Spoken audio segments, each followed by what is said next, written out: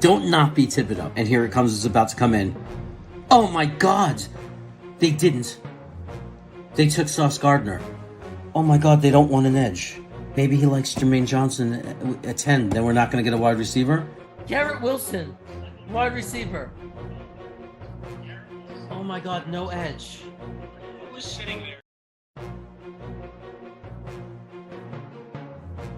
Don't not be Thibodeau. We are live. We got Harry W. We got Richie from Jets Media, Matt O'Leary, Iowa Jets fan, who in the house. We got Dom C in the house. We got Steve, live, CEO of the Jet Lounge. So I knew I'd get rich on my channel. See what's going on. Yeah, there we go. Woo. Jets by $1 million today. Yeah.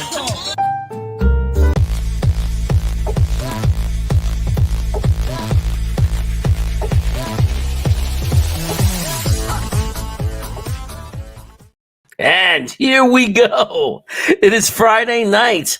And that is right. Somebody said it perfectly in the chat. It's time to draft a franchise left tackle. It's time.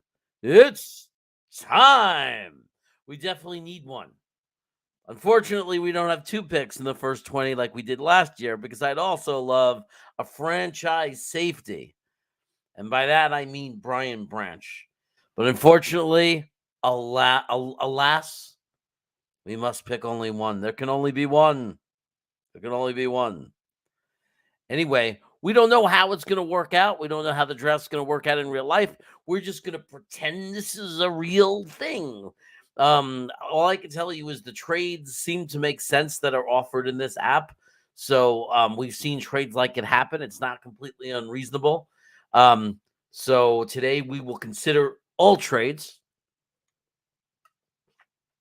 And why wouldn't we? Trading is fun. Now, keep in mind, I'm a little dangerous.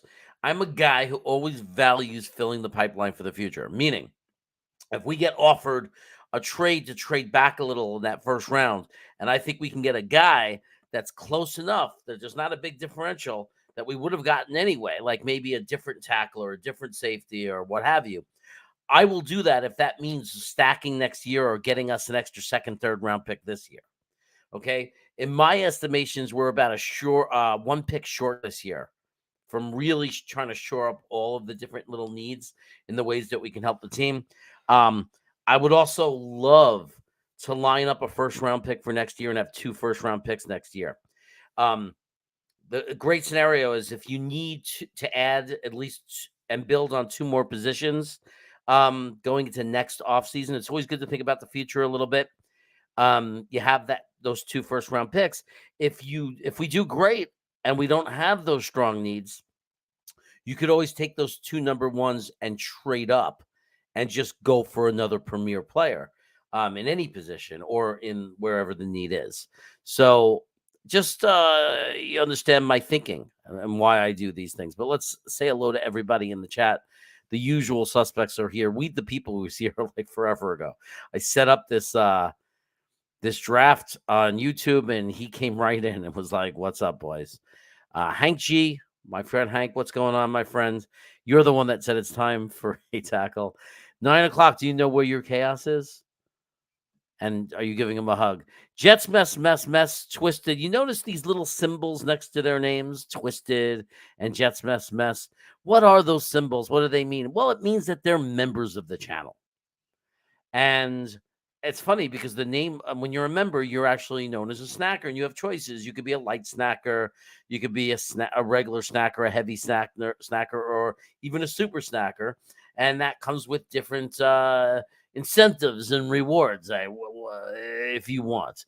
But really, the main reason to be a member, other than these little things I try to throw in, like you get a little emoticons and things like that, is it's kind of like what sponsors the channel in the sense that, you know, you have a certain amount of members. You can rely on that much money per month to come in and help pay some of the subscriptions and everything that is required to run a channel like this. So it helps out. So it's really appreciated. So if you're interested in that, you go to the main page of of this site, my homepage, and there's a little join button. And anybody new that hasn't subscribed to the channel, that's really the first step into helping the channel and the most important step. And then becoming a member also helps. So we also have Ant Jets 82 here. New York Jets super fan is here. Finger Lakes Jets fan is here. See, we got them all over the world now. It's just not by states. It's Finger Lakes Jet fan. One day we'll have the McDonald's on 2nd Avenue Jet fan. Tyson Manning is here. Okay, what's going on? Let's grab Marvin Mims. So yeah, we could use another Mims, right? That'd be cool. We need more brothers. Nick Herpick. Is Marvin Mims Denzel Mims' brother? Is that true? I did wonder about that. I wasn't able to, I don't know, figure that out. Micro Fox is here. Sean McAteer. He is the guardian of Temecula. And Temecula needs a guardian. They're drinking a lot of wine down there. All these wineries open. They get a little tipsy, and suddenly nobody's defending the land. The next thing you know, they're speaking a different language in Temecula. Maybe, I don't know, Singaporeans come in, Malaysian, and it becomes Malaysian land. I don't know. But they, maybe the French come back. The French. And that's why we have McAteers. But they're not serving the French king. They're serving the United States of America and the land of Temecula. Anyway, it's time for me to get out of my little fantasy world. I just can't help myself. And it is time to welcome Daniel Meehan. Daniel Meehan to the chat. He's looking forward to the night. You need to know what your rivals are thinking. I wonder, let me know in the chat, Daniel, if you see any overlap with things that Miami Dolphins are looking for in the draft. And it'll be interesting to see if we are competing for the same pick. I know there's a few teams in the NFL that's probably going to be looking at center, probably not in the first round, but I think it's going to get very competitive in the second round for one particular player. And then in the third round, I think that's where you're going to really see the centers start to fall off the board. But you might see a couple extra go in the second round near the end of the second round. Because sometimes people don't want to mess around. They need to just lock up and secure their guy, and they know there are other teams looking. So for some reason, center, there's become a shortage in the NFL. There doesn't seem to be a lot. I mean, we don't like McGovern. We complain about Connor McGovern all the time as a fan base. And he's like top 5 ranked center this year. So go figure. Centers are becoming a hot commodity. There are a bunch in this year's draft. Not all are as plug-and-play ready than others, though. If we don't re-sign Connor McGovern, we're probably going to need a center that's plug-and-play, which means there's a very strong possibility you're going to see the Jets use their second-round pick, and there's a strong possibility we're going to have a rival team, maybe not the Dolphins, but somebody's going to trade to get ahead of us if they need a center also, because it's not going to be a secret that we're looking for one if McGovern doesn't re-sign, because I seriously doubt that the New York Jets are looking to Dan Feeney to be the center next season. Microfox is saying you can always convert a guard to center. Can you? Is it that simple? I don't know. I mean, Greg Van Rotten did it for the Bills. He was playing center for the Bills, and he actually did okay. So I'm Irish, Lithuanian, German, and French. Always love the comments. You're Irish. He's an Irishman. That explains the beard. Okay, so R&R is here. I could use some R&R right now. Let me tell you something, man. I am tired. I could use some R&R in a big, big way. Cass, we're going to upgrade this year and have a draft board and name targets once players are better known. Yes, I mean, look, we're going through the different positions. Like, I feel a little bit more competent in tackle because of Dom C last week on Sunday, and we're going over the safeties next week. So slowly but surely, we're going to learn all the positions together. Dom C's draft guide is almost ready, and that's going to be available. I think there's going to be a small charge for it, but all the money is going to go to noteworthy causes. He's donating all the money. And when I get my draft guide of Dom C, I'll certainly be using it and sharing information with it.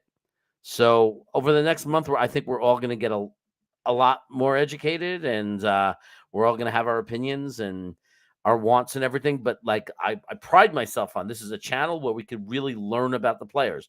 We're not just mocking and arguing in the chat, but we're actually taking time to talk to somebody like Dom C. And also, I highlight the chat. Rusty Spooner has been known to put out some big names, great names, and turn us on to different players. And the idea is that the reason it doesn't change anything for the Jets draft. I like to do it because I don't know about you guys, but I like to know what's going on during the draft. I had a fun time last draft. I recognized every single name we selected other than Michael Clemens. That was the only draft pick we made that I was like, I never heard of him. But I recognized every other name, and that was a lot of fun, knowing right away who they were. Max Mitchell, I didn't know a ton about, but I had known his name because of Tigo, because Tigo loved Max Mitchell and talked about him all the time. So I knew who he was. As soon as they picked him, I knew, we got the tackle, and I knew his strengths. I knew because Tigo always talked about his technique, that, that he had picture perfect technique, and that he was very, very refined and well coached, and he just needed to be strong. Like, it's fun to know those things right when we make the pick. So that's why we do it. So what is this? You should bring up the salary cap and see how you clear 60 million. I don't know what that means. I should bring how we're going to clear the 60 million. I don't know how we're going to clear 60 million, but I can tell you how we're going to clear some of it. Do you have any connection with Joe Blewett? I know Joe Blewett. I'm friendly with him. He knows who I am. He'd probably say, "Oh, that's the crazy guy who eats hot sauce." But no, we've talked, we've chatted. He was actually gonna, before I got my lift to the stadium with Green Bean for the opener, when I went in for the opener, it turned out me and Green Bean were 5 minutes apart from each other, staying in different houses in Staten Island. So he was my transportation while I was there. Joe Blewett was going to, I had a friend who was going to drop me off on the Jersey Turnpike at one of the exits that Blewett was going to drive past, and he has a bus that he goes, like him and his buddies, they all go in some bus, and he was actually going to come through that exit and pick me up and give me a ride. So I'm not going to say we're friends in the sense that we've hung out or we go back or anything like that, but we're very friendly to each other, and it was very nice of Joe Blewett to offer that to me. And he has again watched my hot sauce eating videos on this channel, and we have spoken and talked hot sauce together, and I have supported his channel and been on his channel. So yeah, I have some connection to him, and one day he will be on this channel. We never worked it out exactly when, but he said that he would be happy to come on at some point. So hopefully that'll happen this offseason. So Big Al comes in and says something that is not often said. He says he's not sure that JD will go offensive tackle in the first. I truly believe he goes best available this year, regardless of position. It's very possible. Joe Douglas definitely sticks to his board. It's not unreasonable to say that. He definitely sticks to his draft board. We do have some glaring holes, though. We really need a safety. And like, if he wasn't going to take a tackle, it's hard to imagine if it comes to us that he's not going to have Brian Branch rated high. And I know people say, oh, he doesn't value safety. This is not your typical safety.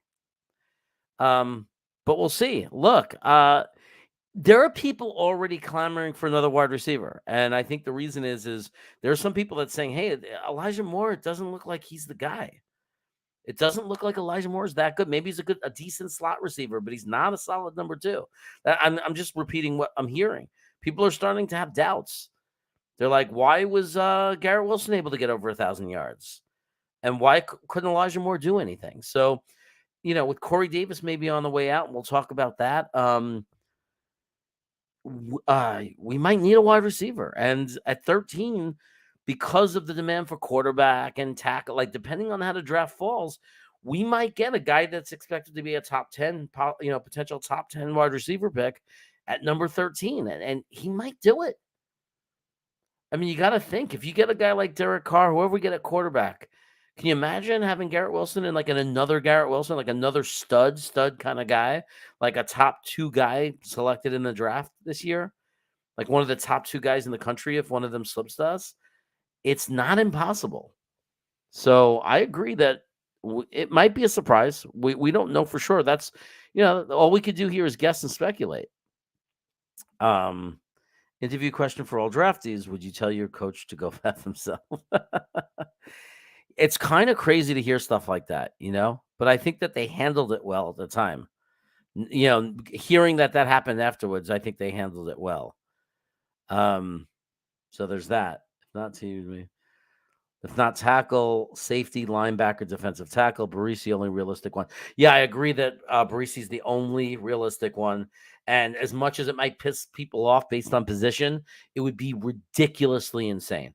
Like, can you imagine this guy and Quinnen Williams lining up together on the inside? Like, it's absolutely off the charts to imagine. I mean, this guy is a freaking animal. He's another potential Quinnen Williams. So, I mean, it would be kind of crazy. So there's ways he can go. To me, it's all about the play. To me, the number one rule, guys, is you got to hit. Like, that's it. Like, even Sauce Gardner, as crazy as it was at the moment, because I was crying about edge, I was thinking in my mind, at least we got a GM that's picking guys I believe are going to hit. And they hit, man. Sauce, he hit. Garrett Wilson, he hit. JJ, whether people don't know it, because the people who are limited to just looking at a sack stat, they could sit in their own little circle. Let me tell you something. We hit with JJ. He had a great first year for an edge.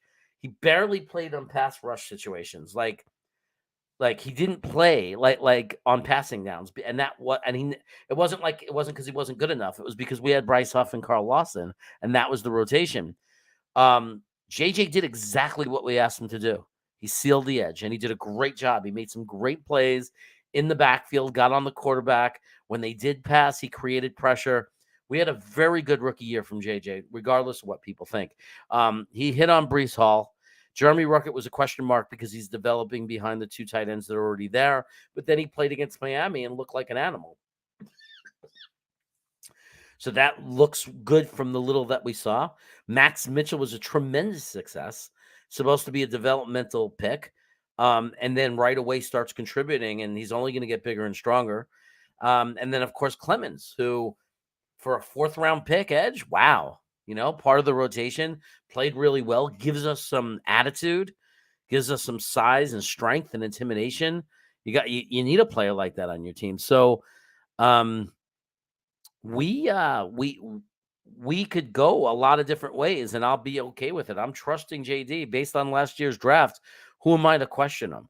So to me, position's important. I mean, there are positions we want to address, but the reality is you have to hit. There's no point in taking a tackle that doesn't hit. Neal from Alabama last year, I'm not saying he's not going to end up being fine, but he did not have a good rookie year. So the Giants are a little nervous. I mean, Andrew Thomas did the same thing and then turned out fine. I'm just saying, though. And part of this is we want to draft high on a tackle because you want somebody that's plug and play. Well, everybody thought Neal was plug and play, and it didn't look that good. So, New York Jet fans, though. Jet fans, if we draft a tackle and they have the year that Neal had as a rookie year, we're all going to be freaking out and sending notes to his mom. So, but those are our needs. You are correct. Joe Buddha, what do you think about JFM? Never was crazy about him, and that stupid RTP really clinched it. Oh, yeah, those penalties, man. Would you cut him and use JJ? Well, we can't cut him yet based on cap space. We guaranteed a certain amount of money, and we actually, I think, pay as much. If we cut him, we pay the same amount of money. It doesn't help us to cut him. We just take the full cap hit of like $15 million or something. So, but we can cut him next year, especially post June 1st next year, after this season. So if he doesn't perform well this season, we can cut him, and it's not going to be that painful, especially post June. I think we could do it. It'd probably be $1 million a year for a couple of years. So, so JFM is going to have to play much better. I honestly think that they're misplaying him. Honestly, I mean, that's the one critique I have of this coaching staff is there's certain things it feels like they're missing. And to me, JFM should be on the inside. And the little times that he stunted to the inside or actually played on the inside, he made an impact. So I don't understand why JFM is not on the inside. He actually seems to pressure the quarterback more from the inside. So I don't get it.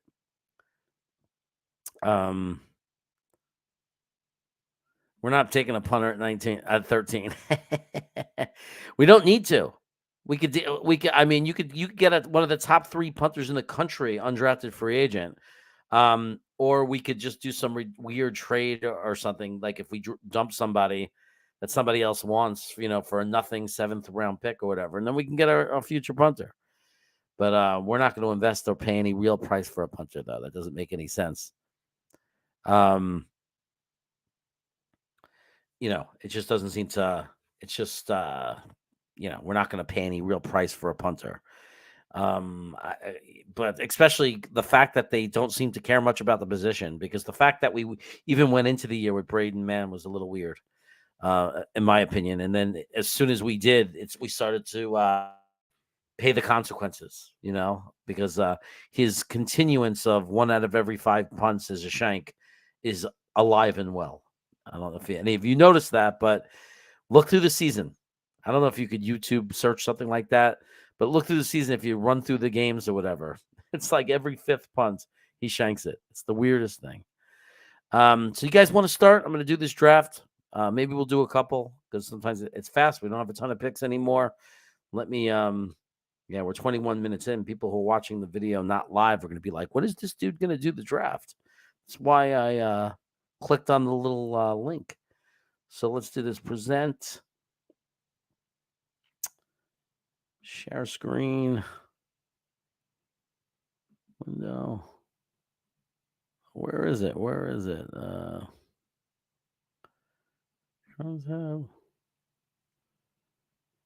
Let's see. Choose what to share. I'm going to share the entire screen. See if this works.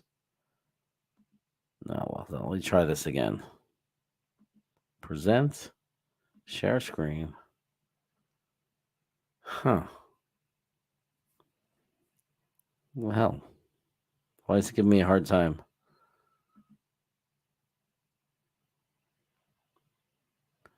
I'm going to share this.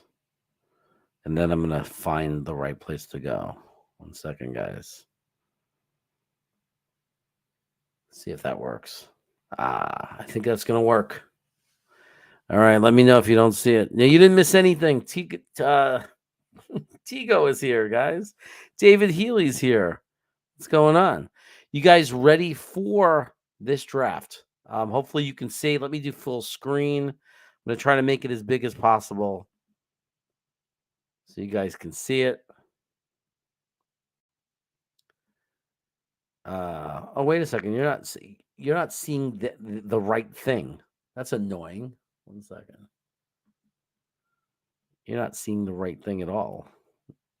You know what? I know what I need to do. Screw this.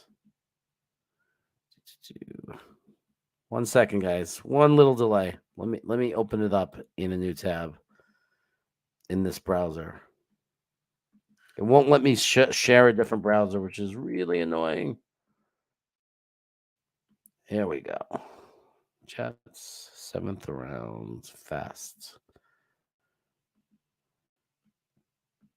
Okay, we're going to share. This is going to work this time. Here we go. All right, share. Boom. Okay.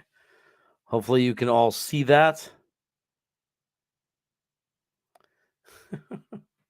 What the hell is going on? There we go. Okay, I'm going to try to blow it up a little bit. Let me go to my other screen so I can see the chat. There we go. There we go. It's starting to look right. And wait a second. That's what you see? That's the weirdest thing. Why isn't this working? This doesn't make any sense. That's what you guys see? That screen?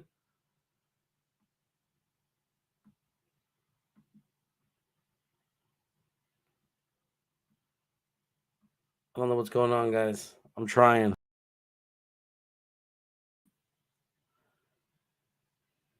I don't know what is going on. I've never had this problem before.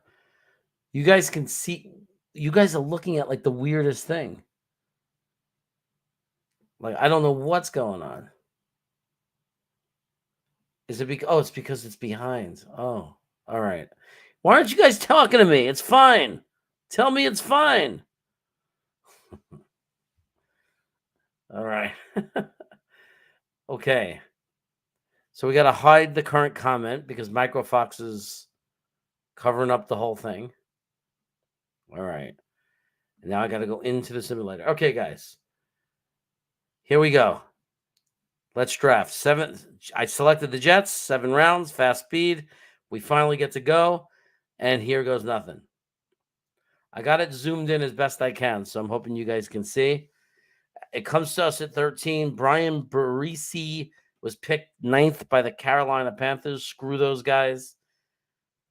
And let's see who's available to us. Okay, we're not going to look at the trades yet. Look at this. Jalen Carter slipped. I hate when they do that. That's annoying. Like, that makes it harder, guys. I mean, we're supposed to take him. If he was to slip in real life, we would probably take Jalen Carter. That's ridiculous that he slipped. There's no one else exciting. You see, we have to kind of draft. We have to reach a little bit. We have to go all the way back to Brian Branch. But here's Peter Skoronski, who's probably going to go in the top 10. He probably is. This is probably ridiculous, and he's not going to be there. But we could pick him. But let's look at the trades. To kind of do this. I love picks like this, guys. Jacksonville get their first round pick next year. I love stuff like that. I'm not going to lie to you. We could probably still get Broderick Thomas. He's a good tackle. We could still get a good tackle, and we also walk away with a first round pick next year. I know people, a lot of Jeff is like, no trade. They hate trading down because you have to think long term. We're not just trying to win at all costs Super Bowl every year. That's not the way this team is being built. It's being built with steadily adding talent upon talent year after year, continue to fill the pipeline with talent, continue to add studs onto the team, and eventually we're going to dominate the league. I know someone's saying that they're going to be good that year, so it's not worth that much. Anything in the top 30 is not worth much. Like, I don't know what you're talking about. It's worth a lot.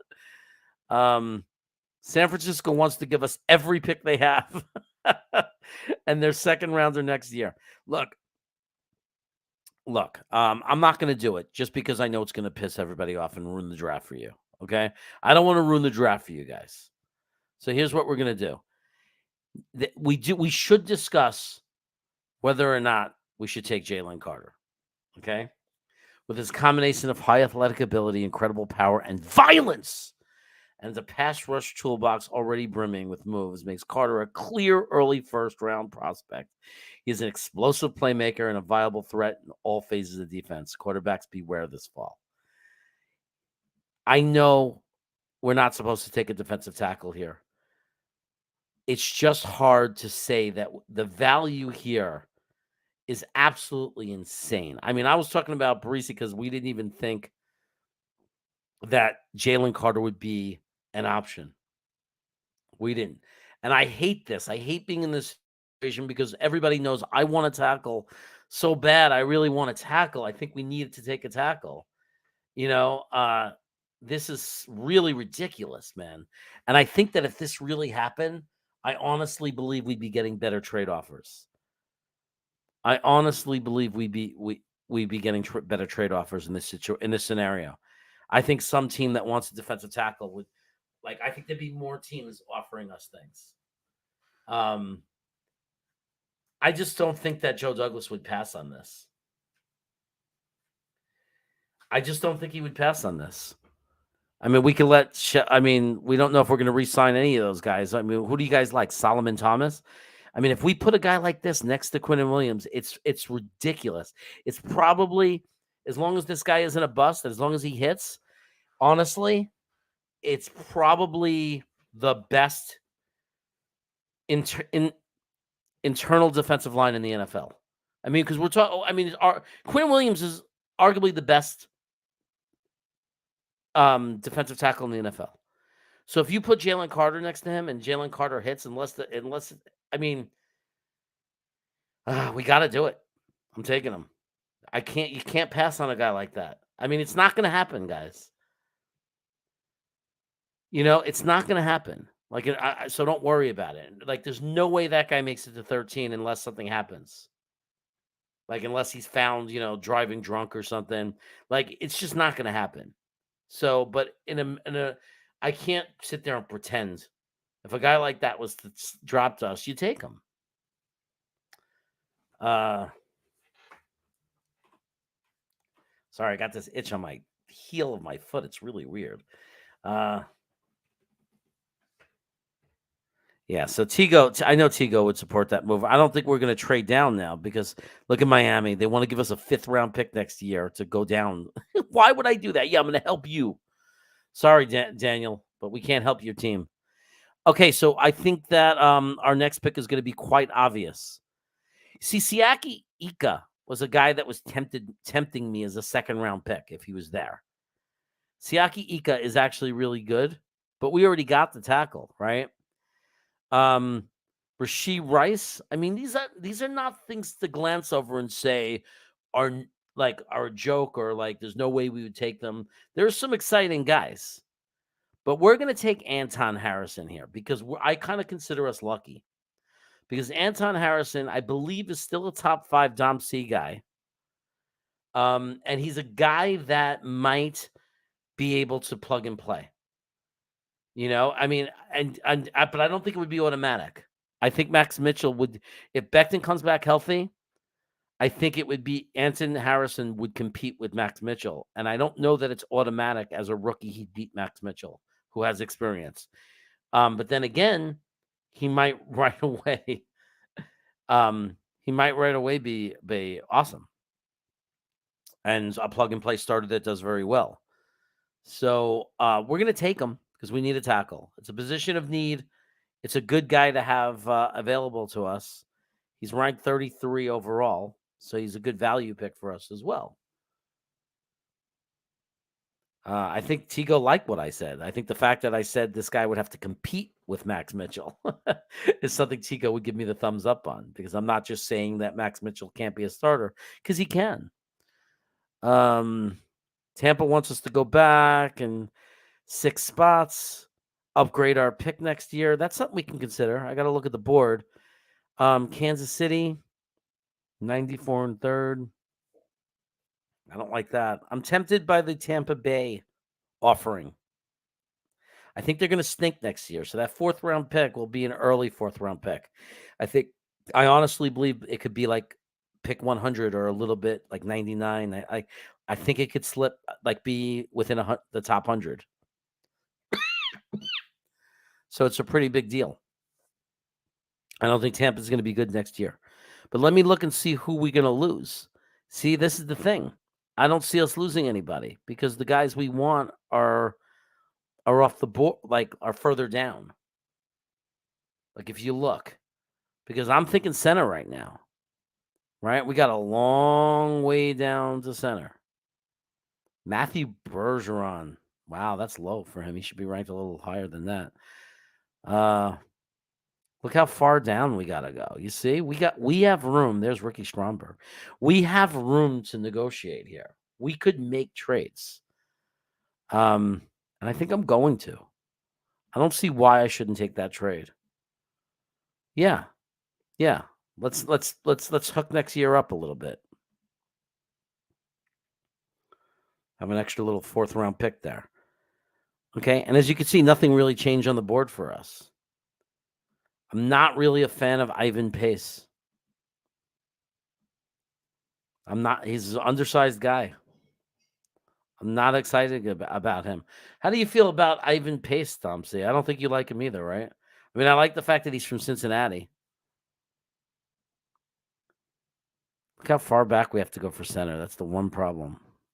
Ricky Stromberg. I don't care if we have to reach a little bit. We need a center. And I think the center is going to go higher than people think. He's saying, Big Al saying, dude, you missed the boat. I told you round 2 for center.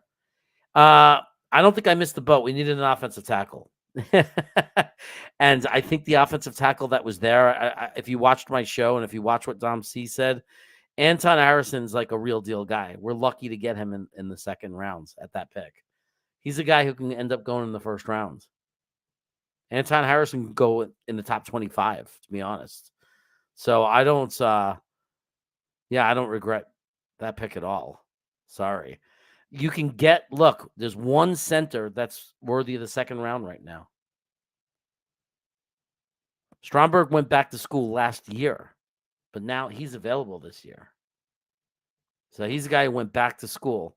He's a top 100 ranked player. Yeah, that's why New York Super Jet fan. That's why I had to take Anton, right? Because he won't even make it to round 2. So I have to take him. I mean, that's a steal. Oh, that's a steal. The only question is Ivan Pace Jr. a linebacker, because that's a position of need, more valuable than taking Ricky Stromberg here? And let's look at the centers, because just because he's ranked higher doesn't mean he's the best guy. Although he probably is. See, we can get a center. These are okay guys. I mean, we can gamble and get one of these two guys. We can get Olawantimi or Alex Forsh. We just need a center. I mean, look, we're gonna know before the draft like how bad the need is, by the way. Because don't forget, we might have a center signed by then. Like McGovern might stay. We don't know. So we're not going to take Pace, because I kind of remember that Dom C was a big no on him. So the real question is who do you take then? Like, who do you take? We got defensive tackle, we got offensive and defensive tackle. So when you scroll down here, I mean, it pretty much comes to Ricky Stromberg before you really get to any position we care about. So, I mean, to me, I think we just grab the center. But let's look at safety. Defense, safety. This is how I hate the way safety lays out. You know what I mean? There's a few good safeties in the top 50 or 60, and then it just dies all the way to 109. I like Trey Dean. I really do. But at 109, look when we pick. 110. That's where I always get Trey Dean. And if we miss on him, you got Ronnie Hickman. Now the question is, on Sunday, in 2 days, in 48 hours, we're going to be looking at all the safeties. You know what I mean? We're going to be looking at these guys, and then I'm going to know more. But Dom C hasn't shared yet. So because Dom C hasn't shared, here I am, and I'm in an impasse.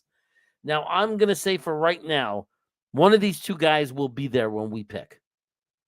So why would I take the safety now? It doesn't make sense. It's all Dom's fault.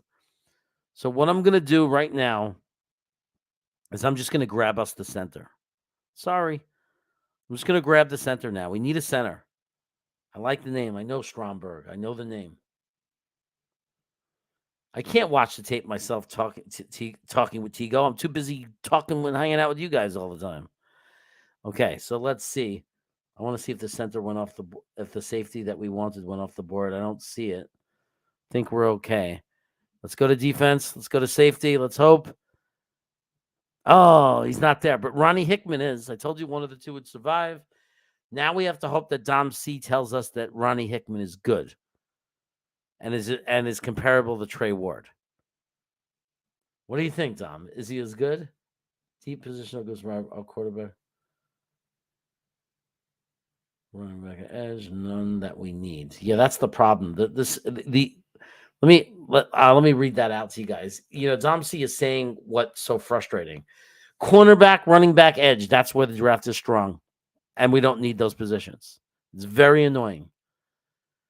Okay, so I like that Dom C likes Ronnie Hickman. Free safety, that's what we need.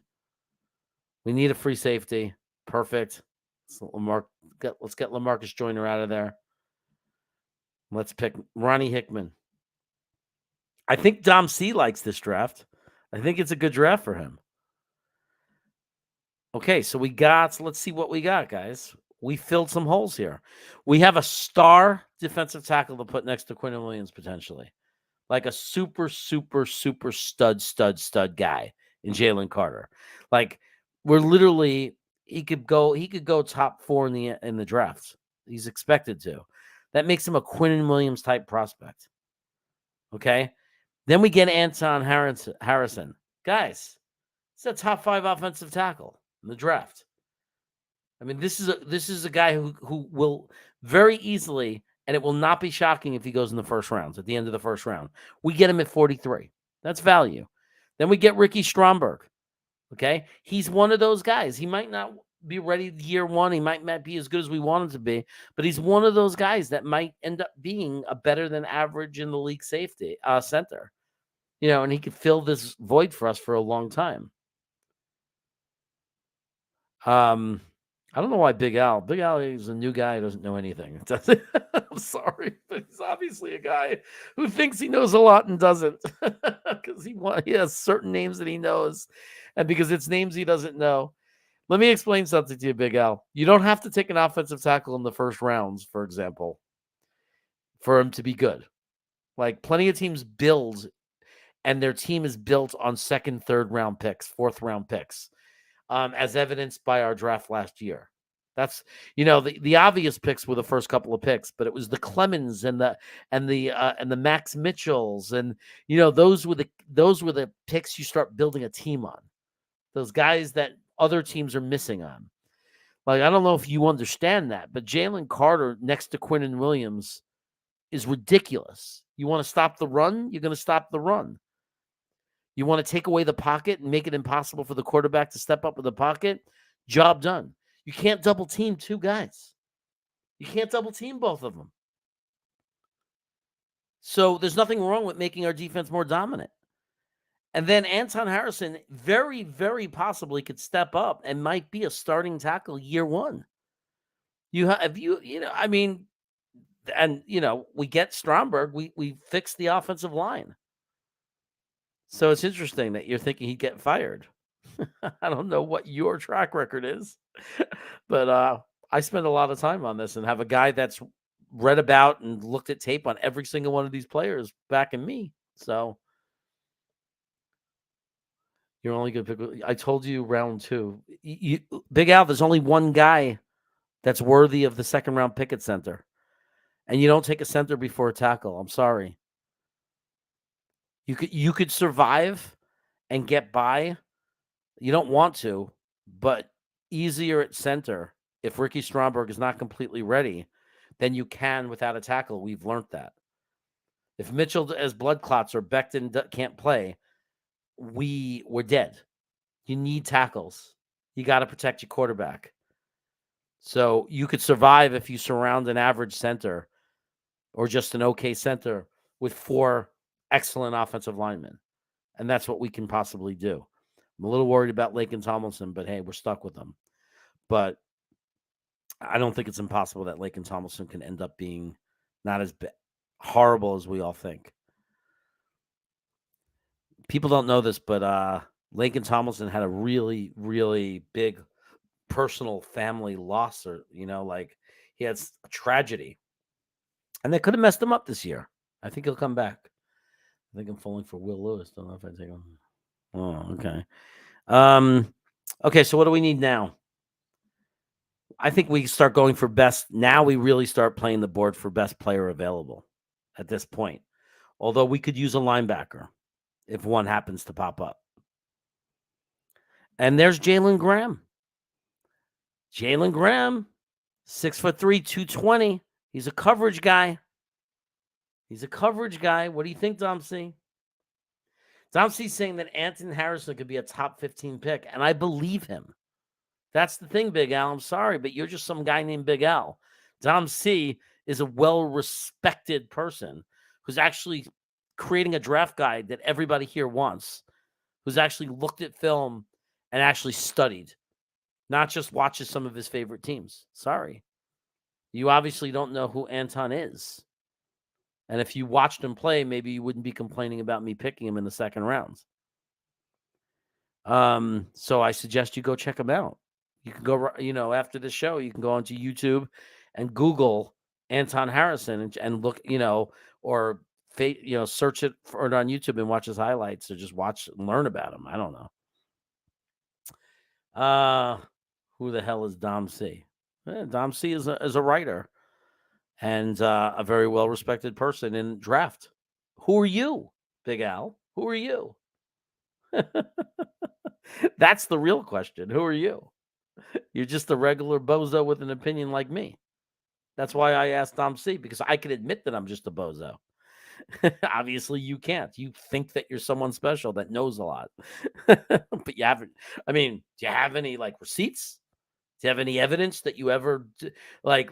Do you conveniently forget every dumb or bad take you've ever had? Like 90% of us. I bet you do. I bet you don't talk about all the players you like that suck. So, I mean, none of us know shit. Let me tell you something. But anyway, at least I know Dom C did his homework. He's not just talking out of his asshole. Dom C is actually a guy who reads lots of stuff and watches lots of film and actually does his homework. That's who he is. Can you honestly say you did that? Did you look at the top 200 players in the draft? Did you look at 200 players and all that film? Of course, you're going to say yes, because everybody always ends up saying yes, even though nobody really does. All right. I'm thinking we take the quarterback from BYU. It's worked really well for us in the past. I mean, it works really well taking a quarterback from BYU, doesn't it, guys? Didn't Steve Young come out of BYU? Right? BYU is a great, great school to take a quarterback from. Didn't Steve Young go there? Has there ever been a quarterback to come out of BYU that wasn't like a great pick? I can't remember. I'm trying to think. Has anyone ever went wrong drafting a quarterback out of BYU? I think we have to consider it. Now, here's what I like about this board. Jalen Graham is right there. And we're going over safety Sunday. So we're a good week and a half. We're a good 2-3 weeks away from covering linebackers. So it's going to be a while. If I can get Dom C's draft guide, I would do it. I'm looking for Dom C to tell me. Dom C, I'm about to take Jalen Graham. Am I making a big mistake? He looks like a small, he looks like the kind of guy, 6'3", 220. Looks like an athlete. I should pass on him? Okay. See that? See how I listen to Dom C? There's Dorian Williams. There's our guy. 225, 6'2". He's a speedster.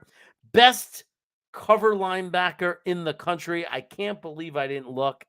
Dorian Williams, you are a New York Jet. Ha ha. Oh, I'm happy with that pick. Oh, I'm patting myself on the back, Big Al. I'm patting myself on the back, Big Al. I just got a linebacker for us, Big Al. I'm telling you, Big Al. Hey, how's the Fonz? How's the Fonz? I haven't kept track of how he's doing lately. Charlie Jones, no information on him. I was kind of excited to see wide receivers up here at 172 that are ranked overall in the top 150, because I'm not going to be upset if JD takes a wide receiver, and I don't care how early he goes. And here we're looking at a couple of wide receivers on top of the board. This is where I get lost, guys. I'll admit it.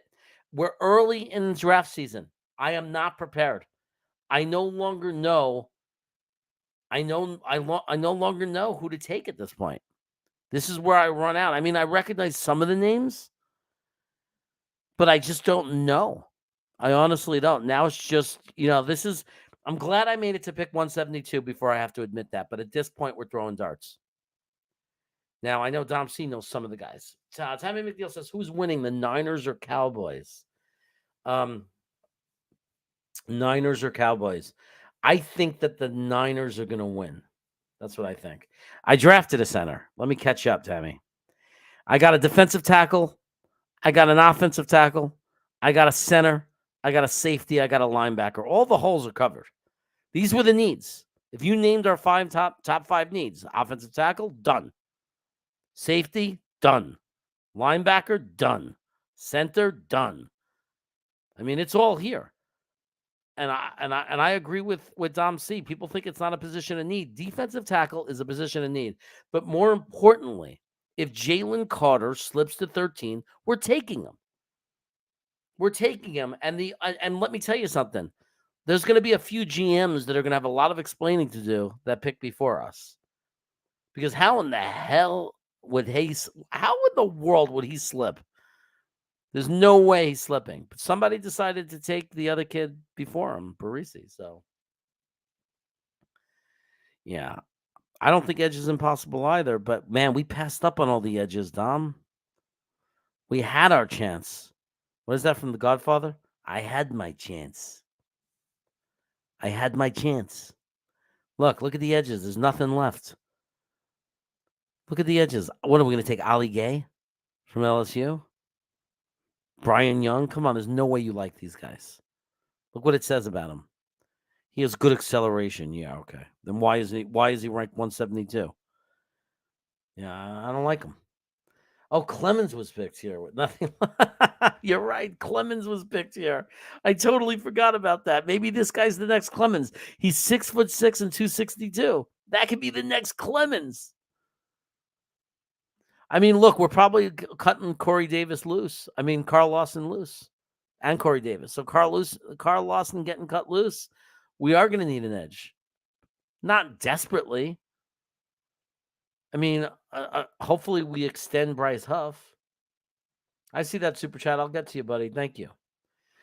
Draft another tackle. That's an idea too. Well, also a guard. We're going to have to replace Lincoln Tomlinson. Look at the guards. It's the worst draft for guards. The worst. They're already in the 200s for guards. You have to reach back to the 200s. Offensive tackle, I like Jackson Kirkland as far as the people who are left. Braden Daniels. That's a guy that Dom C really likes. I think he's one of the top 10. I remember that name, Braden Daniels from Utah. They don't even know his weight on here. I like to look at the size and the weight, you know? I do. Oh, wait, let me get rid of this asshole. Okay. First, let's report him. Okay. Bullying. So let's do that.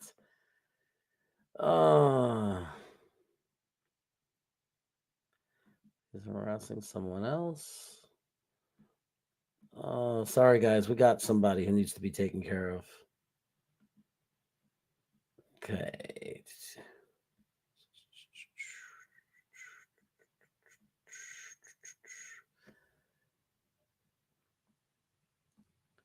Oh, this is what happens when you have bad parenting in the world. You have bad parents who raise bad people. And this guy, Mike Donovan, is just a bad human being. Bad parents. As an educator, I learn who's responsible for people like this in the world. And it's just poor parents who should never have kids. Okay. So we're not going to take a guard.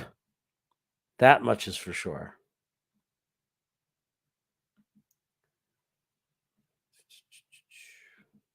And that takes care of that. Okay.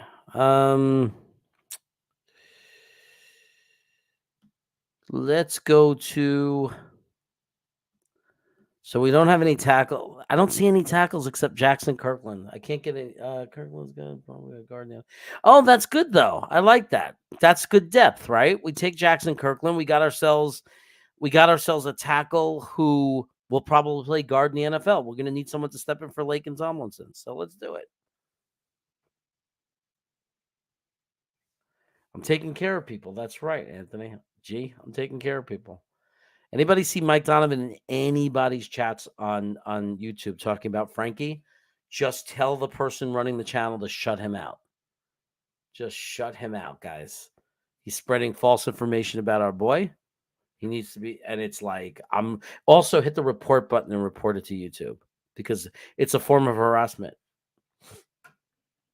So to make everybody else think somebody's sick when they're not. So let's look at our results. We're going to look at our results right now. We have Jalen Carter. So we got ourselves. Oh, okay. One second. Okay. I see you too, buddy.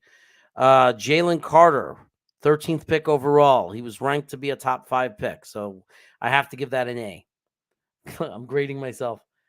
Anton Harrison, who can easily be a top 15 pick. Got him in the second round. Beautiful. Ricky Stromberg, who I think Dom C will tell us more about at center. We got to learn more about him. I think that's a good, solid pick, though. Takes care of center. I don't know if he'll be ready right away, but I don't know if he's going to be really great right away. He better be ready because he might be, he better be better than Dan Feeney. Then we get Ronnie Hickman, safety. Dorian Williams is a steal over there, guys. Best coverage linebacker in the NFL, or coming out to the NFL out of college. Dorian Williams, and it's the perfect guy for us. It's the perfect guy for us. And then Jackson Kirkland, offensive tackle, and then 2024 Tampa Bay 4th round pick, which we traded our 7 for. We upgraded, so we have that extra pick. And there's your draft. So we'll probably do another one, but before we do that, let's do stop sharing. We come back to here. We got some super chats.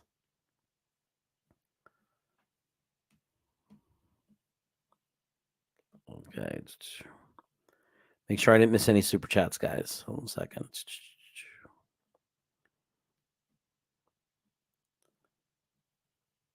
Well, now they're going to be hidden.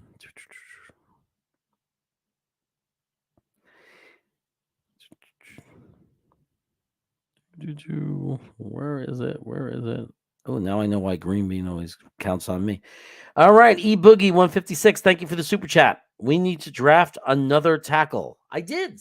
I drafted 2 tackles, one that could eventually become a guard, and I drafted a center. Nobody could say that I neglected the offensive line. The offensive line has been taken care of. And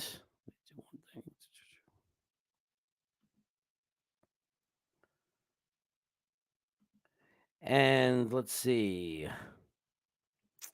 I hope you like that, eBoogie. Thank you for the super chat. I appreciate it. Again, guys, super chats always cut the line as soon as I'm getting to chats. Really helps the channel out. So I thank you for that. And then our friend Tony Alexio comes in. He's one of the channel sponsors, to be honest. And he's a snacker too. So Tony Alexio is a snacker and he does super chats. He's paying the bills. For those of you who, since he's kind of sponsoring the channel, I'll advertise him. For those of you who want the best of Strevler packaging, you contact Tony Alexio, who says safety first pick trade down bozo. Now he's calling me a bozo. It's interesting. I'm sure there are people out there that would want.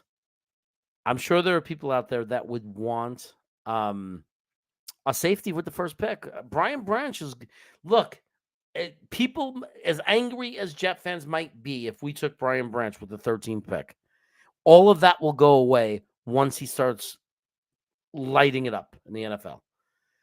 Like when all of a sudden you realize that we just possibly added the next Minkah Fitzpatrick onto our team, you're not going to complain. You're going to be very happy. It wouldn't be surprised me if Brian Branch moves up too. He's already moved up to like 18 in PFN, and he was like at 24 when it first started. So he's one of those guys that is going to keep creeping up, in my opinion. But let me tell you, man, it's probably going to end up being a big regret that I have that we didn't pick Brian Branch. Like I could hear myself for years saying it. We could have had Brian Branch. So whoever we pick better work out, because whoever we pick is costly, because they're costing us Brian Branch. That's even if he's available. Yeah, Kyle Hamilton was a better prospect, but I think that Branch is going to be a better player than Kyle Hamilton. Thank you for the super chat. You're giving me another super chat to thank me? No, thank you. You're the one doing it. I appreciate you, man. Thank you so much. I really appreciate you. I find it amazing how you guys have a conversation and still keep up with the chats. Well, most of the time, it's hard, man. It's hard to keep up with the chats, but I'm seeing them. I'm seeing them go by. I'm just saying, look.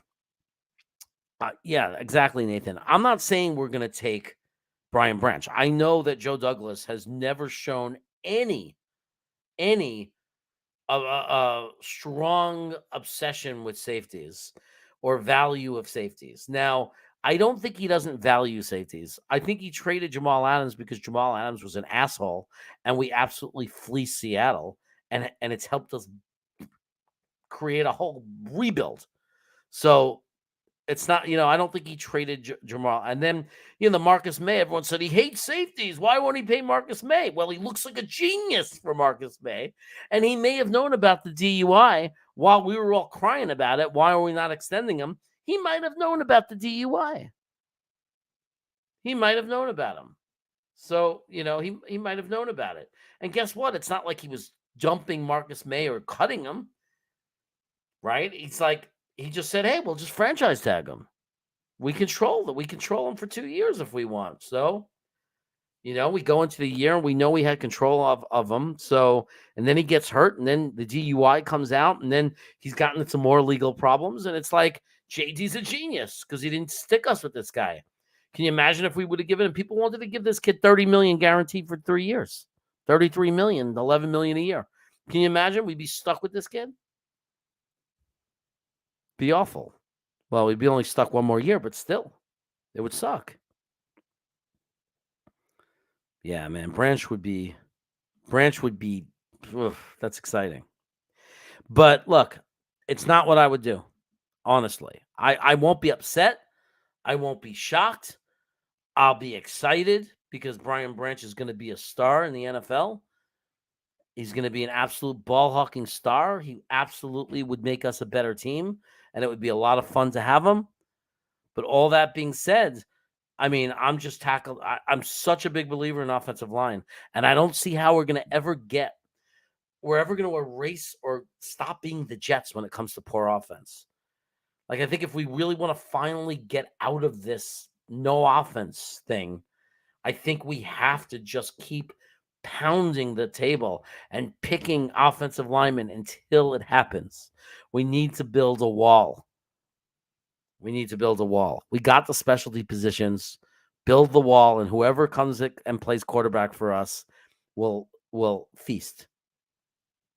And when Breece Hall comes back, he will feast. And we saw what Bam Knight can do behind a good offensive line. When we block well for him, he was a beast. And Michael Carter, he had a bad year, but we know he can play. Yeah, well, quarterback is definitely the biggest need on the team, but we are not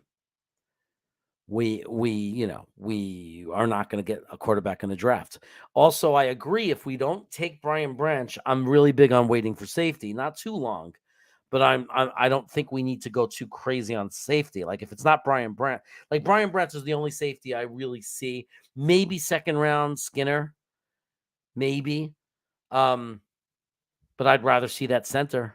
I'd rather take that center and have that center come to town, You see, the problem with the nice veteran safety this offseason is that I know free, but where's the money, man? Zach screwed us. Not Zach personally. He didn't do it on purpose. But because Zach is not the guy or the answer, or at least he's not going to be the quarterback we go in next year with, it creates this really big problem. We're $2.5 million above the salary cap. So we have no space. We have to cut $2.5 million. Now, it's not going to be that hard. Like, it's not as bad as it might seem, because you immediately can get rid of Carl Lawson and Corey Davis. I mean, it's not fun. Those are I'd rather have them on the team, but I mean, you clear almost $30 million right there. Right? But now you got to pay a quarterback with that money. See what it did to us? So how do you sign a veteran safety? Like, how do you do it if you just don't have the money? And everybody says the salary cap's not real. It's real, everybody. And we have a GM that is not going to sacrifice the future and in a few years have to throw out the team, dump the whole team and rebuild again, like New Orleans is going to have to do. Our GM is not doing that. He's trying to build a Baltimore. He's trying to build a Pittsburgh. He's trying to build a Green Bay. He's trying to build a team that is going to be competitive every year for a really long time. That's what he's trying to do. So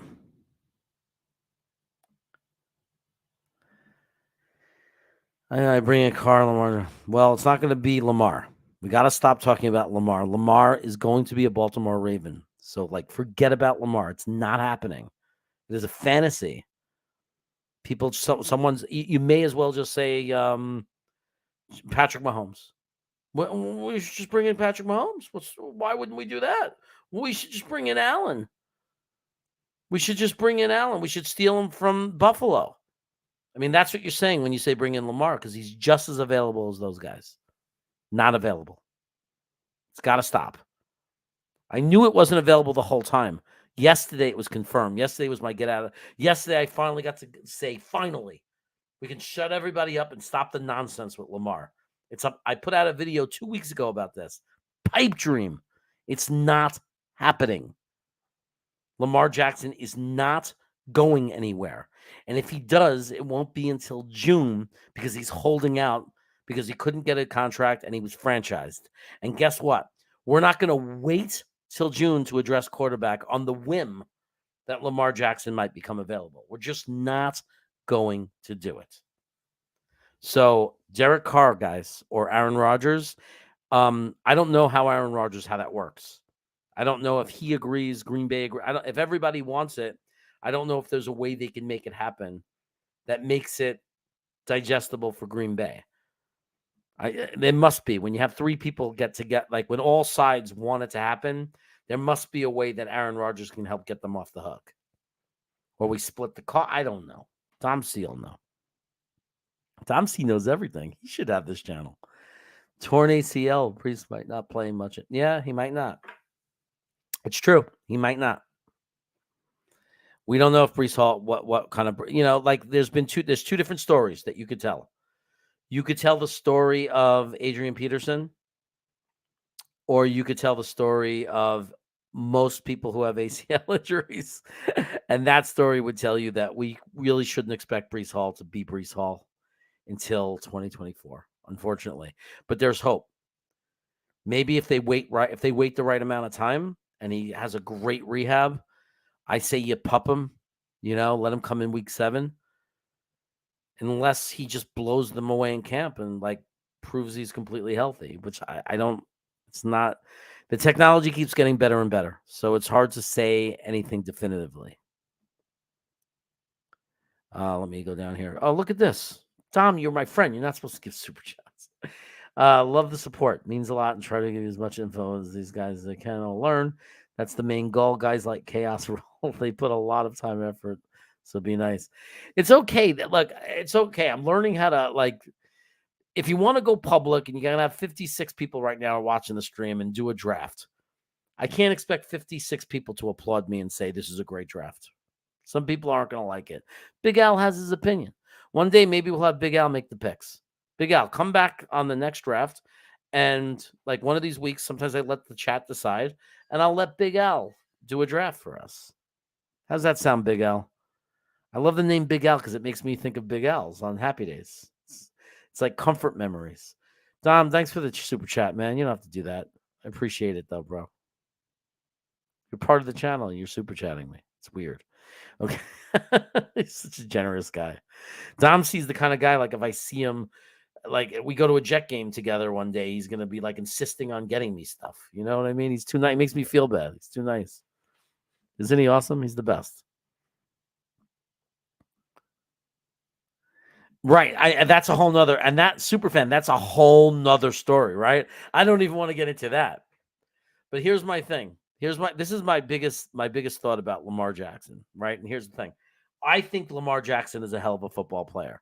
I think that if Lamar Jackson put on a Jet uniform, he would, without question, I don't think it's that much of an argument that the best quarterback in the history to put on a Jet uniform. I mean, not including the Brett Favre 10-game span. You know what I mean? But like, as a the best Jet quarterback to ever wear the uniform would be here on a multi-year deal, 5 years. Like we've never had anything like that. I loved Ken O'Brien and Chad Pennington. Testaverde had his years and stuff, but we've never had a guy like that. Okay. But that being said, it's a low bar. Like, just because he'd be the greatest quarterback to ever put on a Jet uniform, Derek Carr might be able to make that claim as well. It's a low bar because it's so bad. We just can't get a quarterback for this organization, a long-term superstar elite quarterback. It just never happened for us.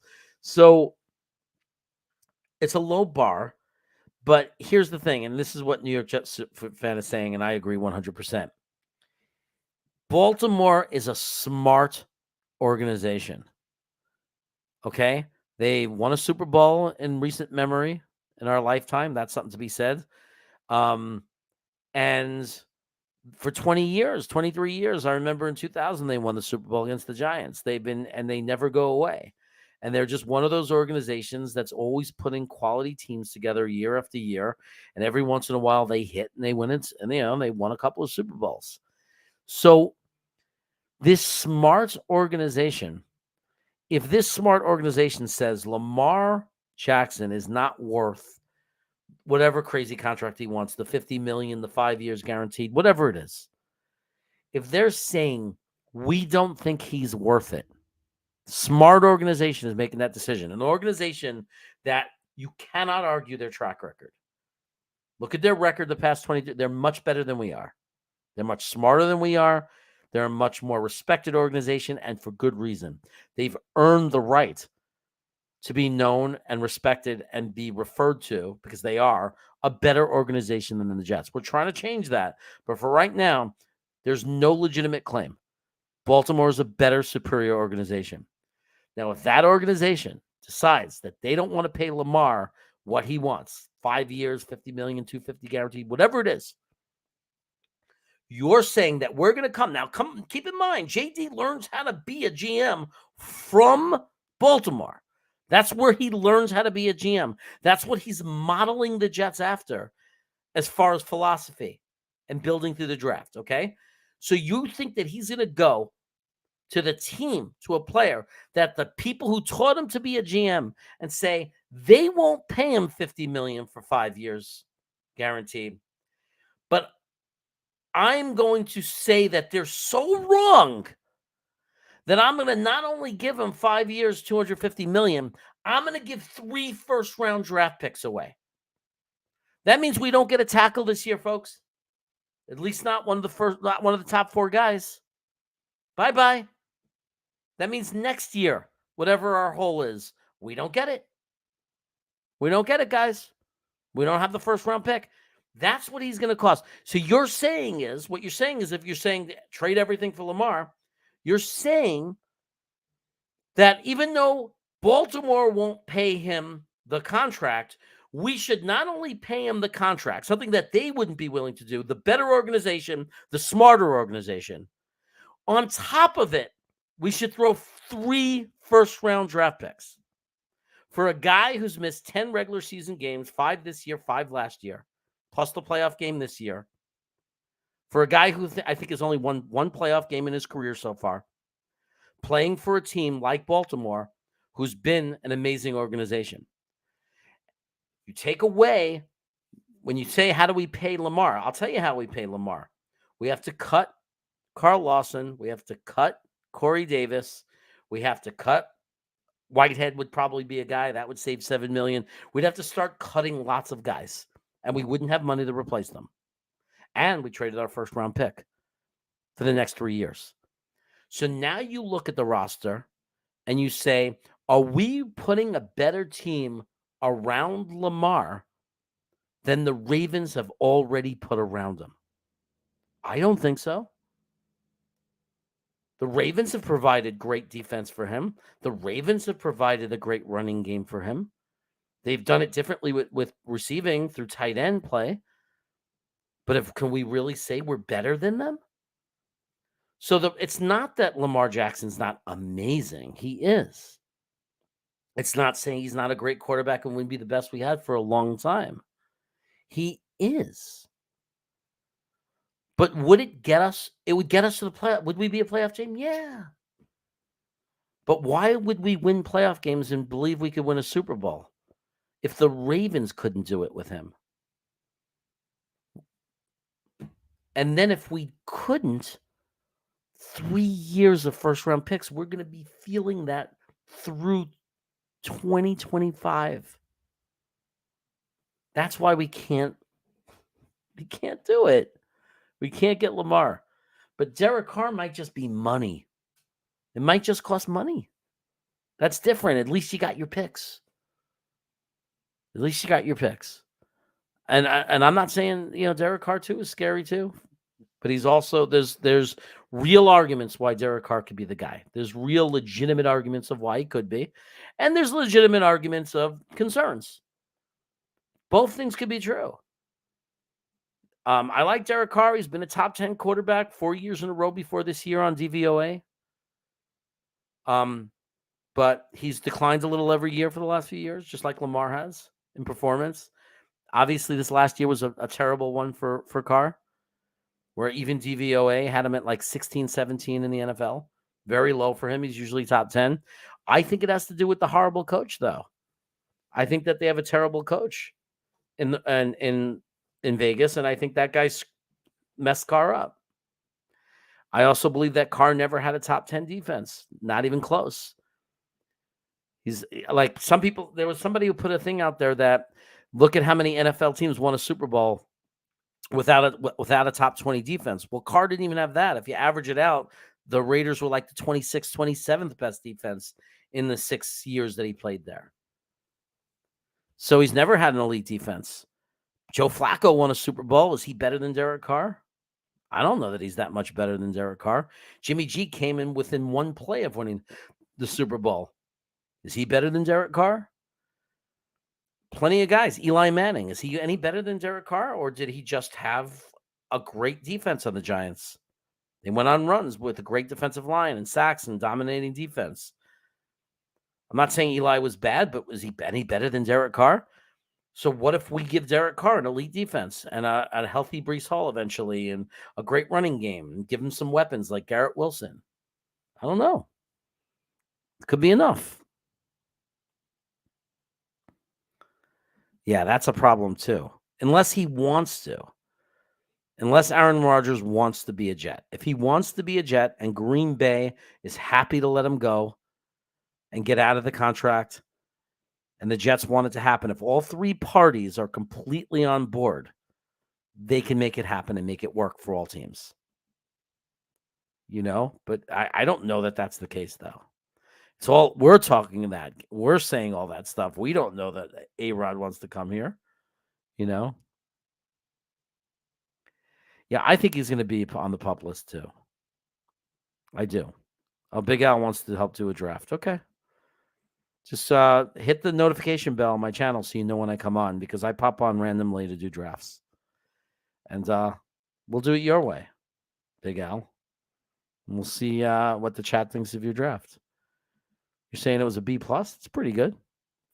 I'm only getting started, guys. Remember, a year ago, I was further along because I've started the mock drafts in November. I'm just getting started.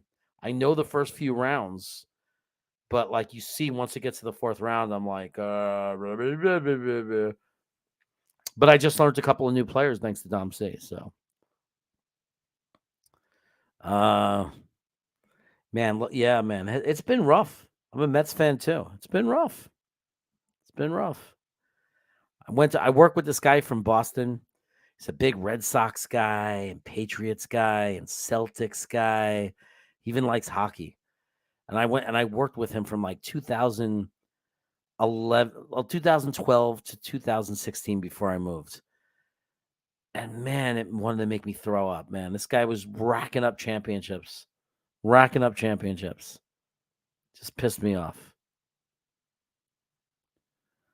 Oh, so we agree on some things. Tammy. Good old Tammy McDaniel. Not a good name, not a good last name for head coaches, though. Yeah, I think the Niners will win. I do. I think they'll win. But like it's not a guarantee, though. I wouldn't rule Dallas out. They've never really invested in a wide receiver either. Well, Baltimore, yeah. That's why I don't think we're going to go for their offensive coordinator. I think Elijah Moore would absolutely tear MetLife apart if we took. We're going to bring in a coach that's known to not give a crap about wide receivers in the offense. He just throws the tight ends.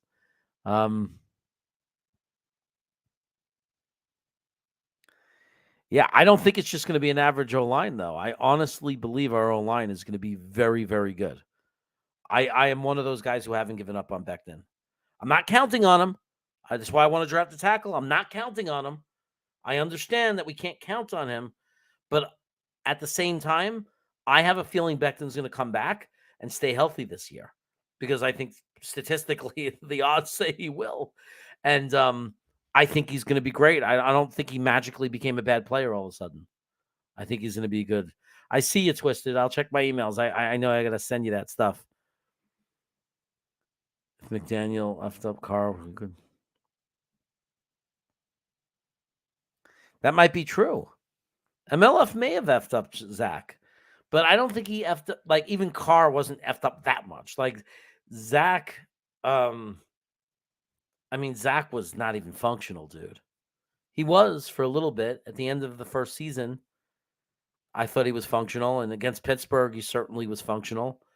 And then, he beat Buffalo by being efficient. The numbers weren't that great or anything to get right home about, but he was doing it. He was handling the NFL. He wasn't a complete catastrophe, obviously. And then something happened. I don't know what to say. Like it's funny because, Jess Forever will sit there and say, if you say anything bad about Zach Wilson, you're a Zach hater. And it's such a ridiculous thing. And it's so annoying how there has to be one side or the other. Because I loved Zach Wilson. I wanted Zach Wilson to be successful. I mean, anybody who didn't is an idiot because it's absolutely the most important. I mean, it's the biggest damage to the organization. If Zach Wilson would have just panned out, right, and been like, if he had a great second year, it changes everything. It changes absolutely everything. But it's hard to blame LaFleur for Zach missing short passes. I don't know how you blame a coordinator for that. Like, I honestly don't. Because the kid I watched in BYU, he didn't miss short passes. And I don't know how you could blame a coach. I think it's in his head. Now, that could be partly because of Mike LaFleur. It could. But, I mean, they did everything. They got another quarterback coach. They brought in his coach at the end of last year. They did everything for the kid. And like that New England game, he had the yips. He was just lost. And he never rebounded from it, really. I mean, we could sit there and be charitable and say the Detroit game wasn't that bad, but that's the best we can say is it wasn't that bad, and that's not a good defense. And it sucks to say. I wanted Zach Wilson to succeed as much, and part of me wants it to be true again. But I understand that we have to get a quarterback like for next year, just like with Becton when I'm saying we can't rely on Becton. I believe Becton could come back and be really good, and I think he will. I believe he will. But I understand that we can't rely on that. because he's missed 2 seasons. And it's the same thing with Zach. Part of me wants to believe that he can get through this with a better coach and somehow live up to his talent and be a good functional quarterback. I don't know about superstar, but good. But we can't count on it. We can't go into the season with Zach Wilson as our only quarterback that we can trust. You know what I mean? Like, we just can't do it. It just doesn't seem feasible. It's like we can't waste another year. So it's not that I'm a Zach hater. I'm just trying to, to keep it real. Like, I just don't see how we can do it.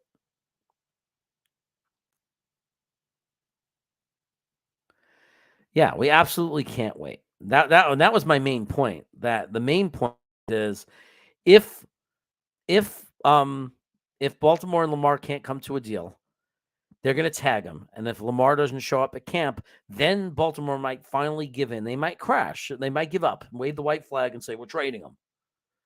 The question is, when is that? That's June. That's June, right? Or even later. When are they doing camp? Right? What if he starts sitting out when they're doing camp? So it's not even June. I think it's July. It's way too late. Way too late. So we have to move on. We just have to move on from like any possibility. Like, people just have to accept that it's not going to be Lamar, whether you think it's a good deal or not. It's just not going to happen.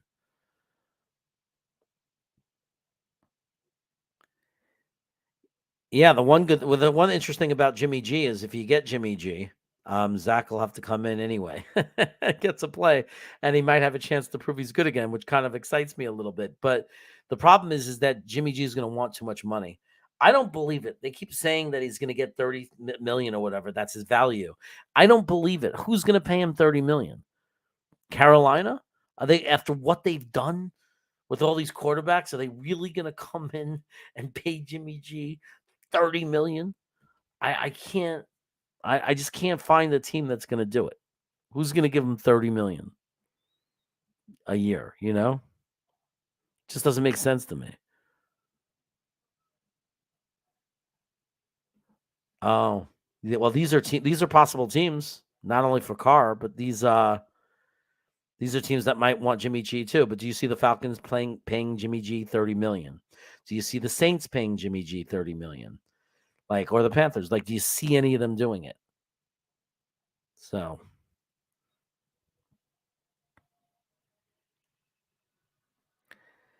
I do think that I agree with Big Al on this. I do think that we're the most appealing, attractive team. If I'm a quarterback, if I'm a decent quarterback, if I'm Derek Carr looking for a new home, I like what the Jets are offering. I do. Tom C, check your text messages. Okay. What are you doing there, buddy? Dorian Williams. Yeah, we're going to talk about him. I'm not going to spill the candy in the lobby, buddy. I love Dorian Williams now, though. You got me to love him. I knew there was a guy out there. I knew that name looked familiar when I threw it at you before, because I remember when it showed his weight and everything, and it said he's explosive and fast. I just want a guy who can cover. We need a linebacker who can cover people. Yeah. Oh, I'm way behind. Okay. Let me try to catch up, guys. Remember, if I skip you, I'm sorry. The only I don't skip super chats, but I can't keep up with all your chats. So sometimes I'm going to just roll through to the end and catch up. This Sunday, evaluating the 23 safety class with Dom. Oh, thanks. Grandizer is advertising this for me. He's the moderator of the channel, and he is telling you what. In case you just joined recently and don't know this, on Sunday at 9 p.m. Dom C is going to be going through his list. I believe the top 10 safeties. If he has more, we'll go through more, however many we want. But he's going to be going through the top safeties. If you watch it and really listen to him, you don't have to agree with his exact order. But I promise you, if you're somebody who doesn't know all the names out there, if you don't have time to watch tons of college football and you don't know who all the top safeties are, if you only know the first, the top two, You might not even know any of them, except maybe, I'm sure everybody knows Brian Branch by now. But if you want to know the different safeties that are available, not just by what a friend told you, but by somebody who actually watches the film, actually took time and really studied these players, who has a proven track record based on last year and in years past. But last year, a lot of his players are doing well, and a lot of what he said has come to light. So he's definitely earned some trust in all this. On Sunday, you could learn a lot about the top 10 safeties. And I'm telling you, it makes the draft more fun. It'll make the offseason a lot more fun. We already went through the offensive tackles. You could find the show. It's, in my library of shows if you go to the channel. And you could go check that out and check out the top 10 tackles according to Dom C. And we're going to be going over the safeties on Sunday. And every Sunday, we'll be going over a different position group until we're done. And then at that point, we'll be doing something else to be determined. Also, I want to announce that me and my brother are working on a project where we're going to talk about all the available quarterbacks this offseason, and we're just going to have a discussion about all of them. And those are going to be videos that we're going to re-record, so you're going to have to leave comments, not chat. We're going to be doing that with TVOA stats and numbers, so we're not just talking out of our buttholes. The reason I like TVOA is because it doesn't just look at box scores and numbers without it goes deeper than just looking at the box score. Like, for example, if a quarterback, if Kirk Cousins, any of you watched him against the Giants the other day, they turned the ball over and lost the game because it was 4th and 8 or something, or 4th and 9. I think it was 4th and 10 even. And Kirk Cousins threw a 3-yard pass, and the guy ran it for 2 yards, got tackled, and the game was over. The Giants took over the ball, and everybody asked Kirk Cousins, "What were you thinking?" He says, "I was going to get sacked. I was throwing it along." But anyway, DVOA would look at that completion and not count it as a positive, right? So they would look at that and say, that's not a good play. So we're not going to credit him any points in their point system, in their rating system. We're not going to give him credit for that, because it's baloney. He didn't do anything. He just dumped the ball off for 2 yards and didn't get the first down. And then if a quarterback on 3rd and 12 throws a 15-yard pass in the air, they look at that and completes it for a first down, they score that really highly and give that quarterback a lot of points. So I find value in a rating system like that. They throw out the garbage time, they throw out the garbage plays, and they look at the meaningful plays. And in that, they rate the quarterback. If there's a drop pass that's to the receiver's chest, they discard it because it's not the quarterback's fault. So they're giving you a real look at the quarterbacks, like who delivers in the right moments, who's actually throwing real first down passes to actually get first downs, not just, they dumped it off to a running back and the running back broke 3 tackles. And it's the same thing as a running play. So DVOA is really cool. Me and my brother are going to use that to really, truly evaluate the different quarterbacks that are available and how good they are based on that analysis. Oh, wow. I think my computer's not charging. I'm about to go dead. Wow. Okay, I wasn't plugged in that whole time. But I am now. So who are they talking about? Peyton, the coach, coming to the Jets? Yeah, he has been missing lately. He's on a he got tired, I think, of, he has a busy life. He has my brother does another thing called the Climate Champion. He's like one of the lead guys in climate change and stuff, like as far as the technology, and he interviews CEOs on what their companies are doing to remove carbon, like to deal with climate change without it being us.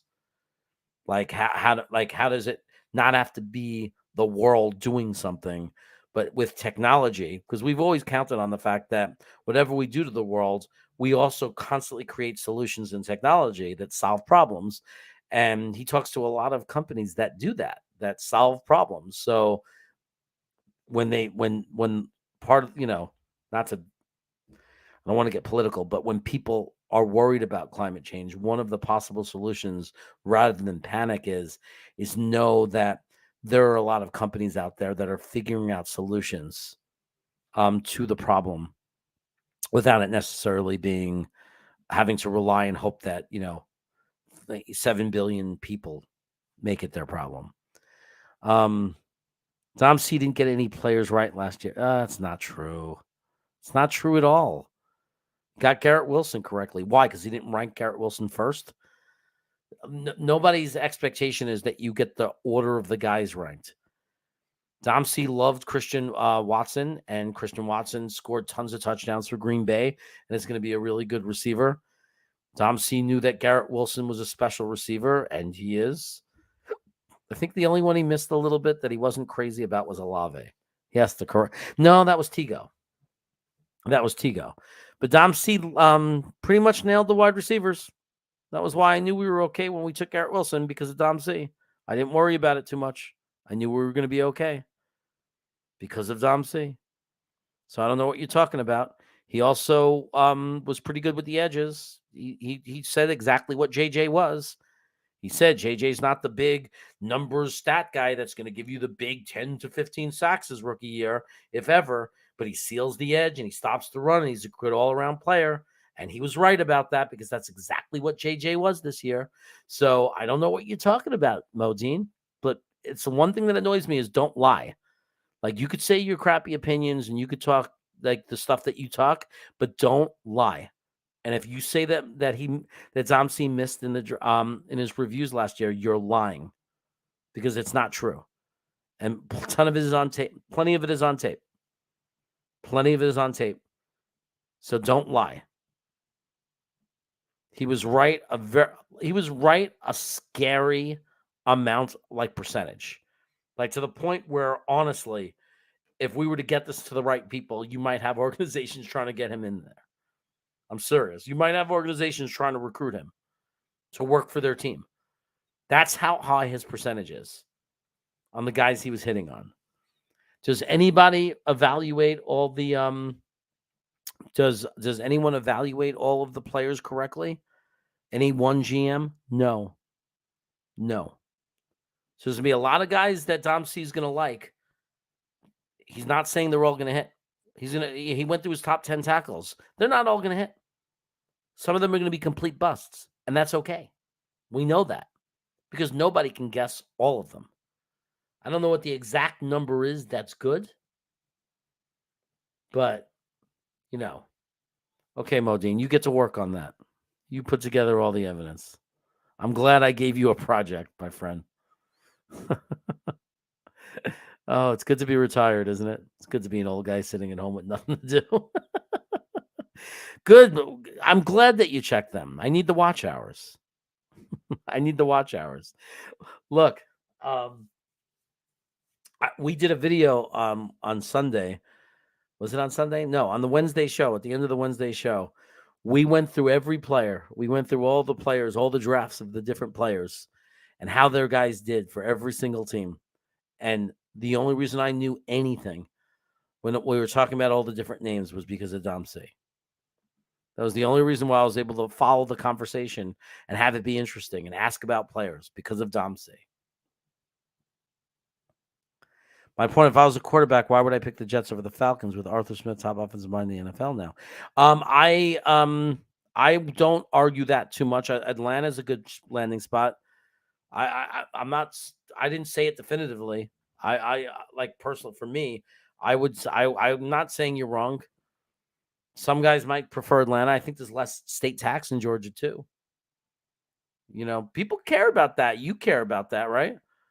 I live in California. Believe me, it's not. I live knowing that they're taking 10% of my salary. 10%. The state, as if the federal government doesn't take enough, they're taking 10%. It's bad. So, so it matters. These guys are taking a job that pays them $2-3 million. Let's say you're making $3 million a year. If you work in New York, you're giving away $300,000 to New Jersey and New York. $300K. It's taken away by the state. Right? You go to Florida, they don't take a penny.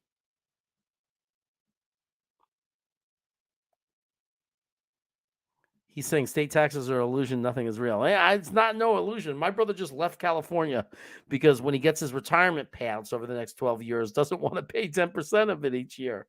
So he went to Washington where it's nice and safe and he can keep his money in his pocket. Green Bean. Welcome to the show, Green Bean. Welcome to the chat. So look, let me go over. Oh, look, Harry's here. Let me show you the draft we already had. We're going to do another one. So let's look. Let me share screen. Let's go over the one. I didn't delete it, so we could still look at what we did. This was a nice draft. I think for this early in the year, I'm fairly happy with it.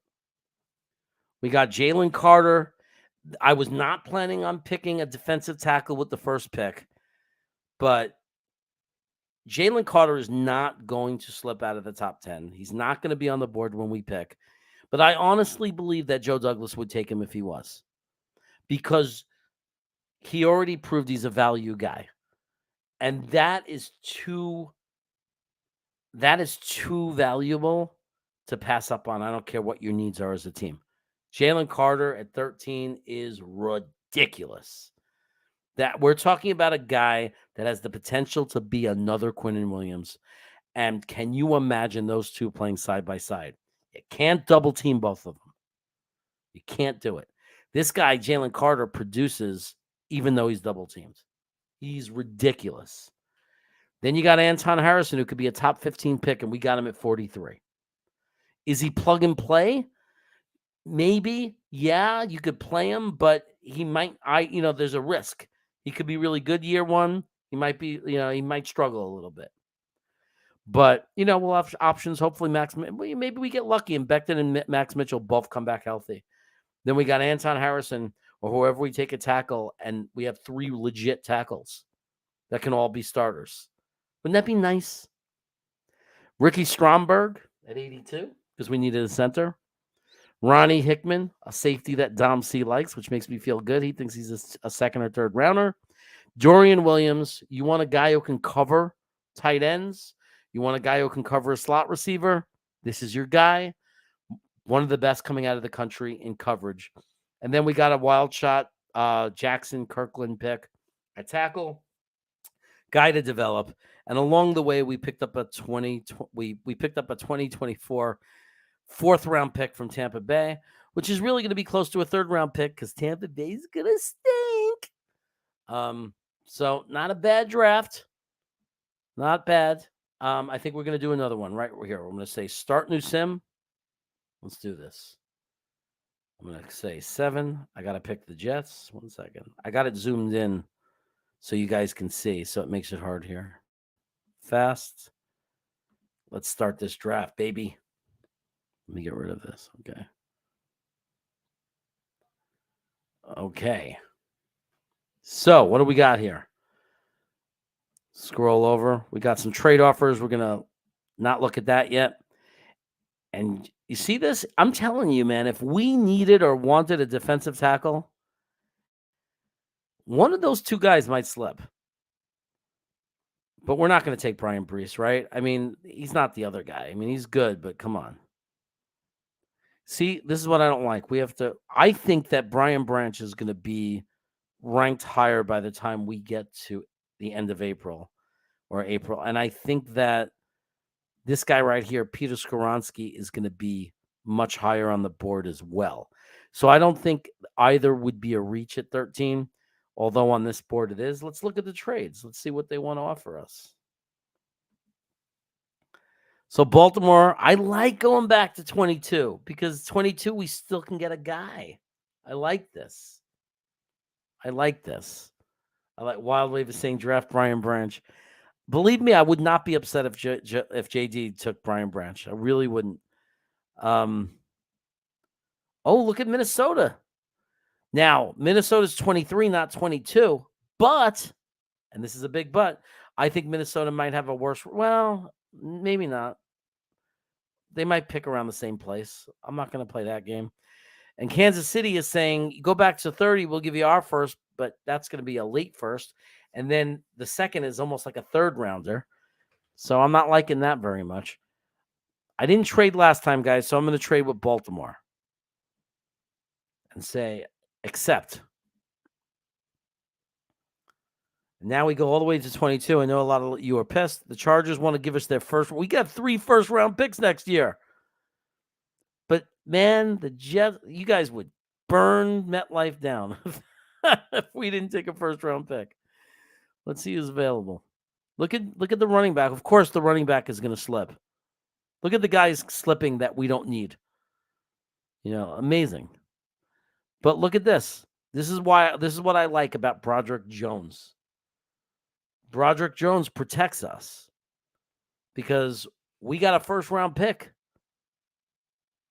right? We got a first-round pick for next year, an extra first-round pick, which is a beautiful thing. We could use that we can combine our two. If we only need one player next year, if we put together the right team and we have only like one need going into next year with 2 first-round picks, you could trade up and get like a marquee guy in a position of need. There's lots of things you can do with an extra first-round pick. So, or you could trade down one of those picks and get a haul of picks in the second and third round. But anyway, Broderick Jones is the pick here. And everybody's happy you get an offensive tackle. Some people have Broderick Jones as a top 15 pick. So don't cry about it. Do I want to drop back to 54 and pick up a 123? That's not worth not taking the center. You got to really convince me why I'm not going to take the center, right? Because the center is here. John Michael Schmitz, he answers or he solves a lot of problems for us. He solves a lot of problems, John Michael Schmitz. So I'm taking it because I don't think we're going to pay McGovern $12 million a year. And that's how much they're valuing him at. I heard it this morning on some weird, ugly guy's show. Some ugly guy with a big white beard who does the Jets show. And it said that they value him at $12 million, McGovern. And I don't think we're going to pay McGovern $12 million. So I say we take John Michael Schmitz. Right? And then look what we do. I mean, look, people can argue all they want. Right? It's not the sexiest picks. People could argue all they want. It's not sexy. It's not this. It's not that. We just added, if this happens, if this really happened, we just added 2 quality players to positions of need. Now, it might turn out that tackle's not a position of need. Max Mitchell was looking really good. He might come back stronger. And Becton might come back and be that guy he was his rookie year. But we cannot gamble that. The offensive line is too important, and the tackle positions are too important on 2 guys that both have their health issues. Max Mitchell might, people don't understand. Blood clots are very serious. And I don't think we really know the cause of the blood clots, which is even scarier. It's even scarier that we don't know the cause of the blood clots. And then, so Broderick Jones is again, interchangeable guy. He could be a top 10 pick. Interchangeable. Some teams are going to like him better than any of the other guys on the board. And then you get John Michael Schmitz. He's clearly the number 1 center on the board. He's perfect for the defense we have now. I think he's the offense we have now. I think he's perfect for any offense because everybody wants a center who you could put in motion and can block in space. Who doesn't want that? Everybody wants a fast center who can work his way down the line, right? It gives you a lot more flexibility in the running game. So I like that pick too. So we're doing well. We're doing well. We're already a better football team. And our offensive line, man, if Becton comes back, think of how exciting that would be. Okay, so now let's open it up right now. We are at pick 74, and there are some areas of need on defense. A lot of you want a safety, and I noticed somebody who slipped. And I don't know how Dom C feels about it. But if Jordan Battle was to slip down to 74, guys, I'm not even going to debate it. I'm taking Jordan Battle. Okay? I've been eyeing that guy since last year's drafts. Okay? He's not the best he's not the best safety on Alabama. He's not the best safety, but he fills a need. And guess what? I don't care which he fills because we need a safety on both sides. Now, I see Modine saying Brandon Joseph, and I don't argue that as well either. I like Brandon Joseph a lot. I do, but I didn't take him. Okay. Cincinnati's saying back up one spot. We'll give you 2 more picks, or back up 18 spots. That's a lot. But they're offering a lot. Extra picks. Let me look and see who's there. Ooh, we don't need a running back. There's no way we're taking a running back. But guys, I got to tell you, there'd be a certain, I don't know, romanticism, if that's a good word, in taking a guy named Tank Bigsby. Can you imagine Green Bean screaming at the TV, "Go, you effing Tank! You're a tank! You effing Tank!" There's no way we're taking a running back. There's no way. If I would bet, if I was if I could take so, I bet so much money on it if somebody would take the bet. I wish that the Vegas had odds on likelihood of taking running back so I could bet. I don't care what the odds were. There's no way we're taking a running back in the draft. It's impossible. Like, there's no way we're doing it. We're going to have to cut a very good, a good running back. Like, think about it. We got Breece Hall. We got Michael Carter. We got Bam Knight. We got James Robinson. We got Ty Johnson. I mean, are you kidding me? We got 5 running backs. All are real 53-man roster guys. Crazy how strong we are at running back. So we can't take Tank. What does it say? Take the trade. Oh, take the trade. You know what? I like trading. Zach Harrison, and edge is not out of the question. G.J. Johnson. The edge is not out of the question, though, guys. It's not. It's not out of the question. Carl Lawson, say goodbye. Also, taking another safety is not out of the question, but I would need Dom C's advice. Oh, Ty Johnson's a free agent. He's gone. Okay. Now, Ronnie Hickman is really good, but Dom C, what kind of safety is Jordan Battle? Because isn't Jordan Battle more of a box safety? And if he is Ronnie Hickman more of a coverage safety? Because we could take 2 safeties. You know what I mean? We could take 2 safeties. We could. It's not crazy to do. It's not crazy to take 2 safeties. Not at all. We need to. We need a strong safety and a free safety. I mean, LaMarcus Joyner's done. Stick a fork in him. And Whitehead is a horrible disappointment. We could save $7 million. Chop that guy off, man. Eat the $3 million. Save $7 million. If you brought in a guy like Ronnie Hickman. So it's very, very doable. What was the trade? The trade was to go all the way down to 128. I don't know if I like that. Now, also linebacker. I think we can get. I don't think in real life we can get the linebacker that late. But if you play the board, which I always get sucked into doing, I know we can get the linebacker later. That's the problem. I'm like addicted to playing the board, even though I shouldn't do it. Because in reality, let's look at defense and linebacker. See this guy, Dorian Williams, at 142? He's not really 142. He's not. So where's the... See, that's the thing. So if I'm being honest, I should take him right now because that's the guy I really want. He might be off the board. I could justify grabbing him now. Let's just take the trade offer and then take him. How about that? Okay, now at 128, we'll take Dorian Williams. And now we got some extra picks, guys. Here we are at 141. Let's go to all, see who's on the board. Let's see who we didn't take. We got a tackle, a center, a safety, a linebacker. So we need a defensive tackle.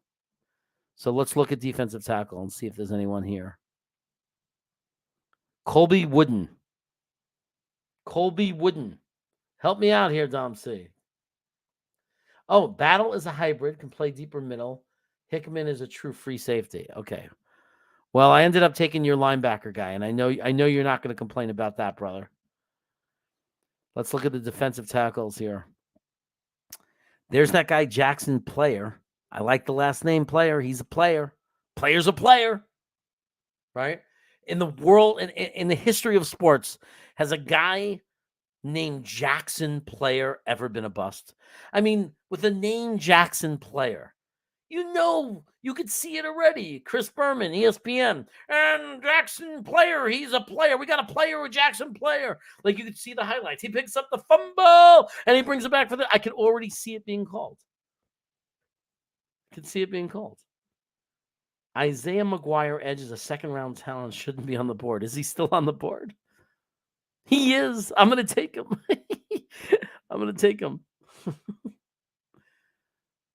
160. We need a tackle really bad now. Now there's no choice. Number one tackle on the board. Two of them. The two top guys. Oh, they're not the two top guys. It's because I clicked over there. Let me click on all. Who do you like, though, Tom? Look at the defensive tackles. Who do you like here? I'll let you pick. Akeem, any of them in your top 20? Jermaine, Miles Murphy. I like that name. Miles Murphy. Come here, Miles Murphy. Miles Murphy. I like that name. He could be in a bit.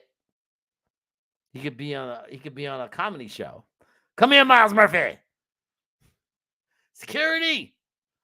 Modine likes Akeem. You know what? Over player. Okay. You know what, Modine? I'm going to give it to you. We're going to take him for Modine. For sticking to his guns. Modine has taken insults after insults from me.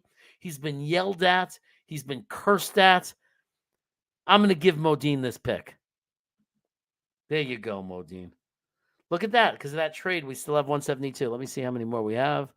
So, we have 2 more picks, guys. 2 more picks. We're going to play the board a little bit now. Wide receiver Charlie Jones from Purdue. I like him. You know why, right, guys? You know why I like him. Charlie Jones. How could you be bad? How could you be bad if your name is Charlie Jones? Charlie Jones. Charlie. Right? Charlie. He's got to be good. His name is Charlie Jones. He's got to be good. He's from Purdue.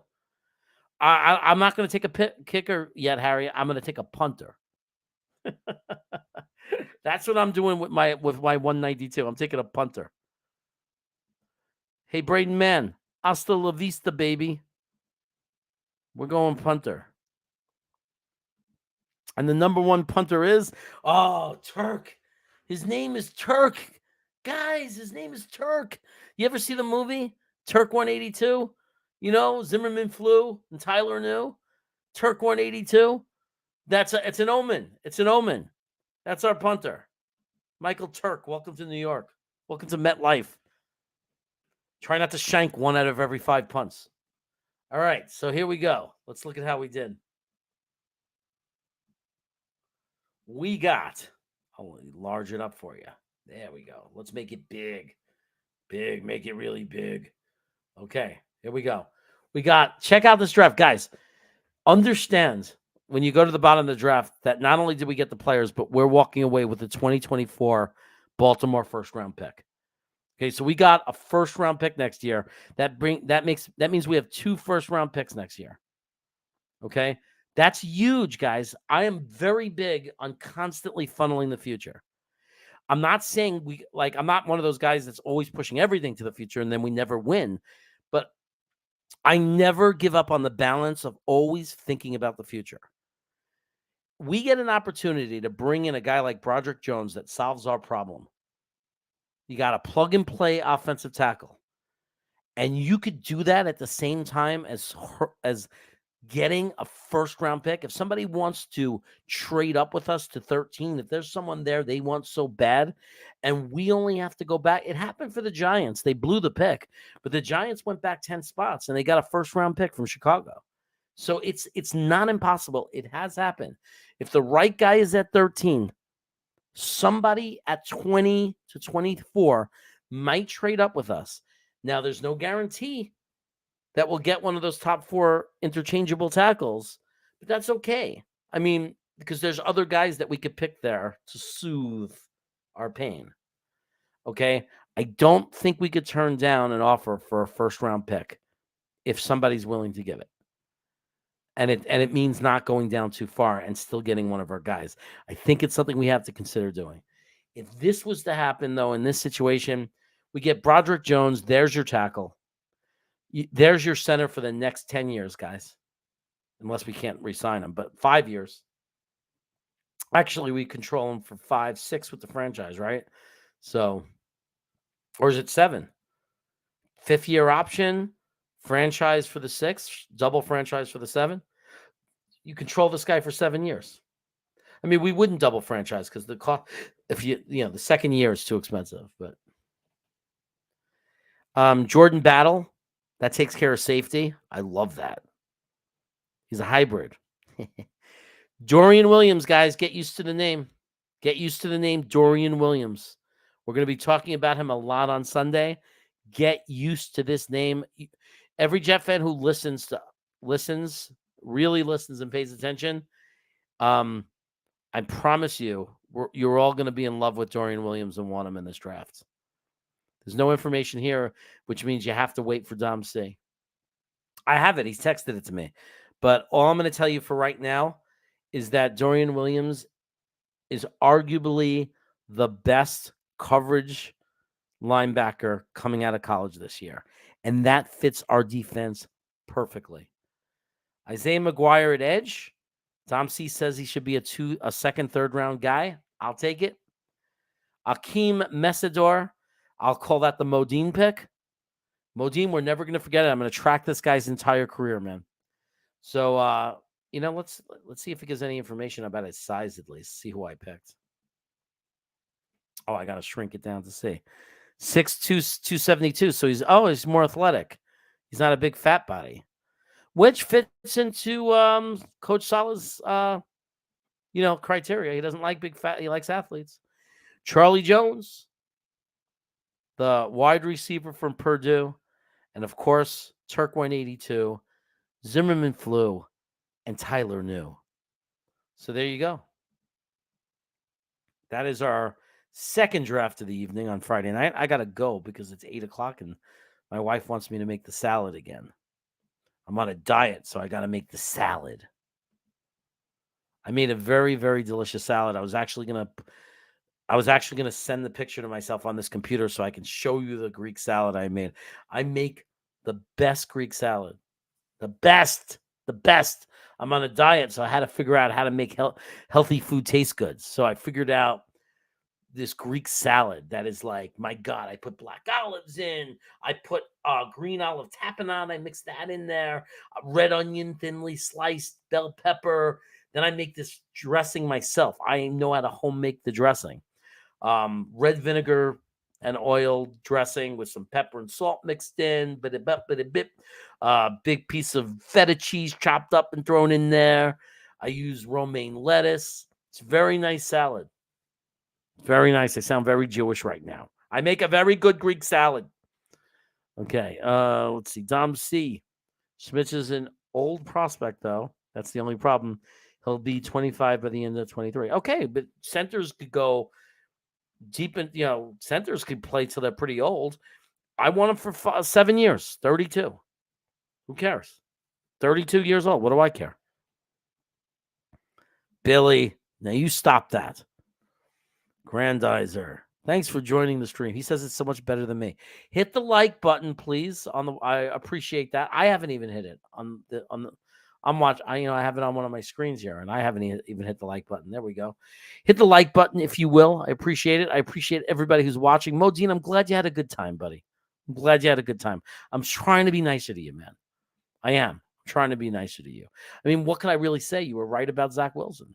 I mean, what can I say? You guys all think the same. Such a toxic fan base. Completely toxic. Guys, make sure you check out my my new promo on the way out.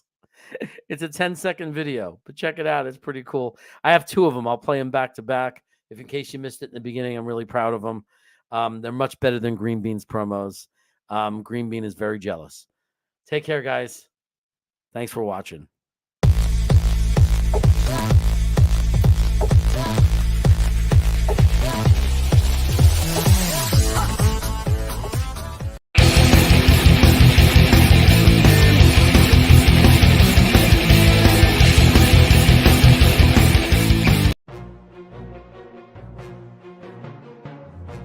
Don't not be Thibodeau. And here it comes, it's about to come in.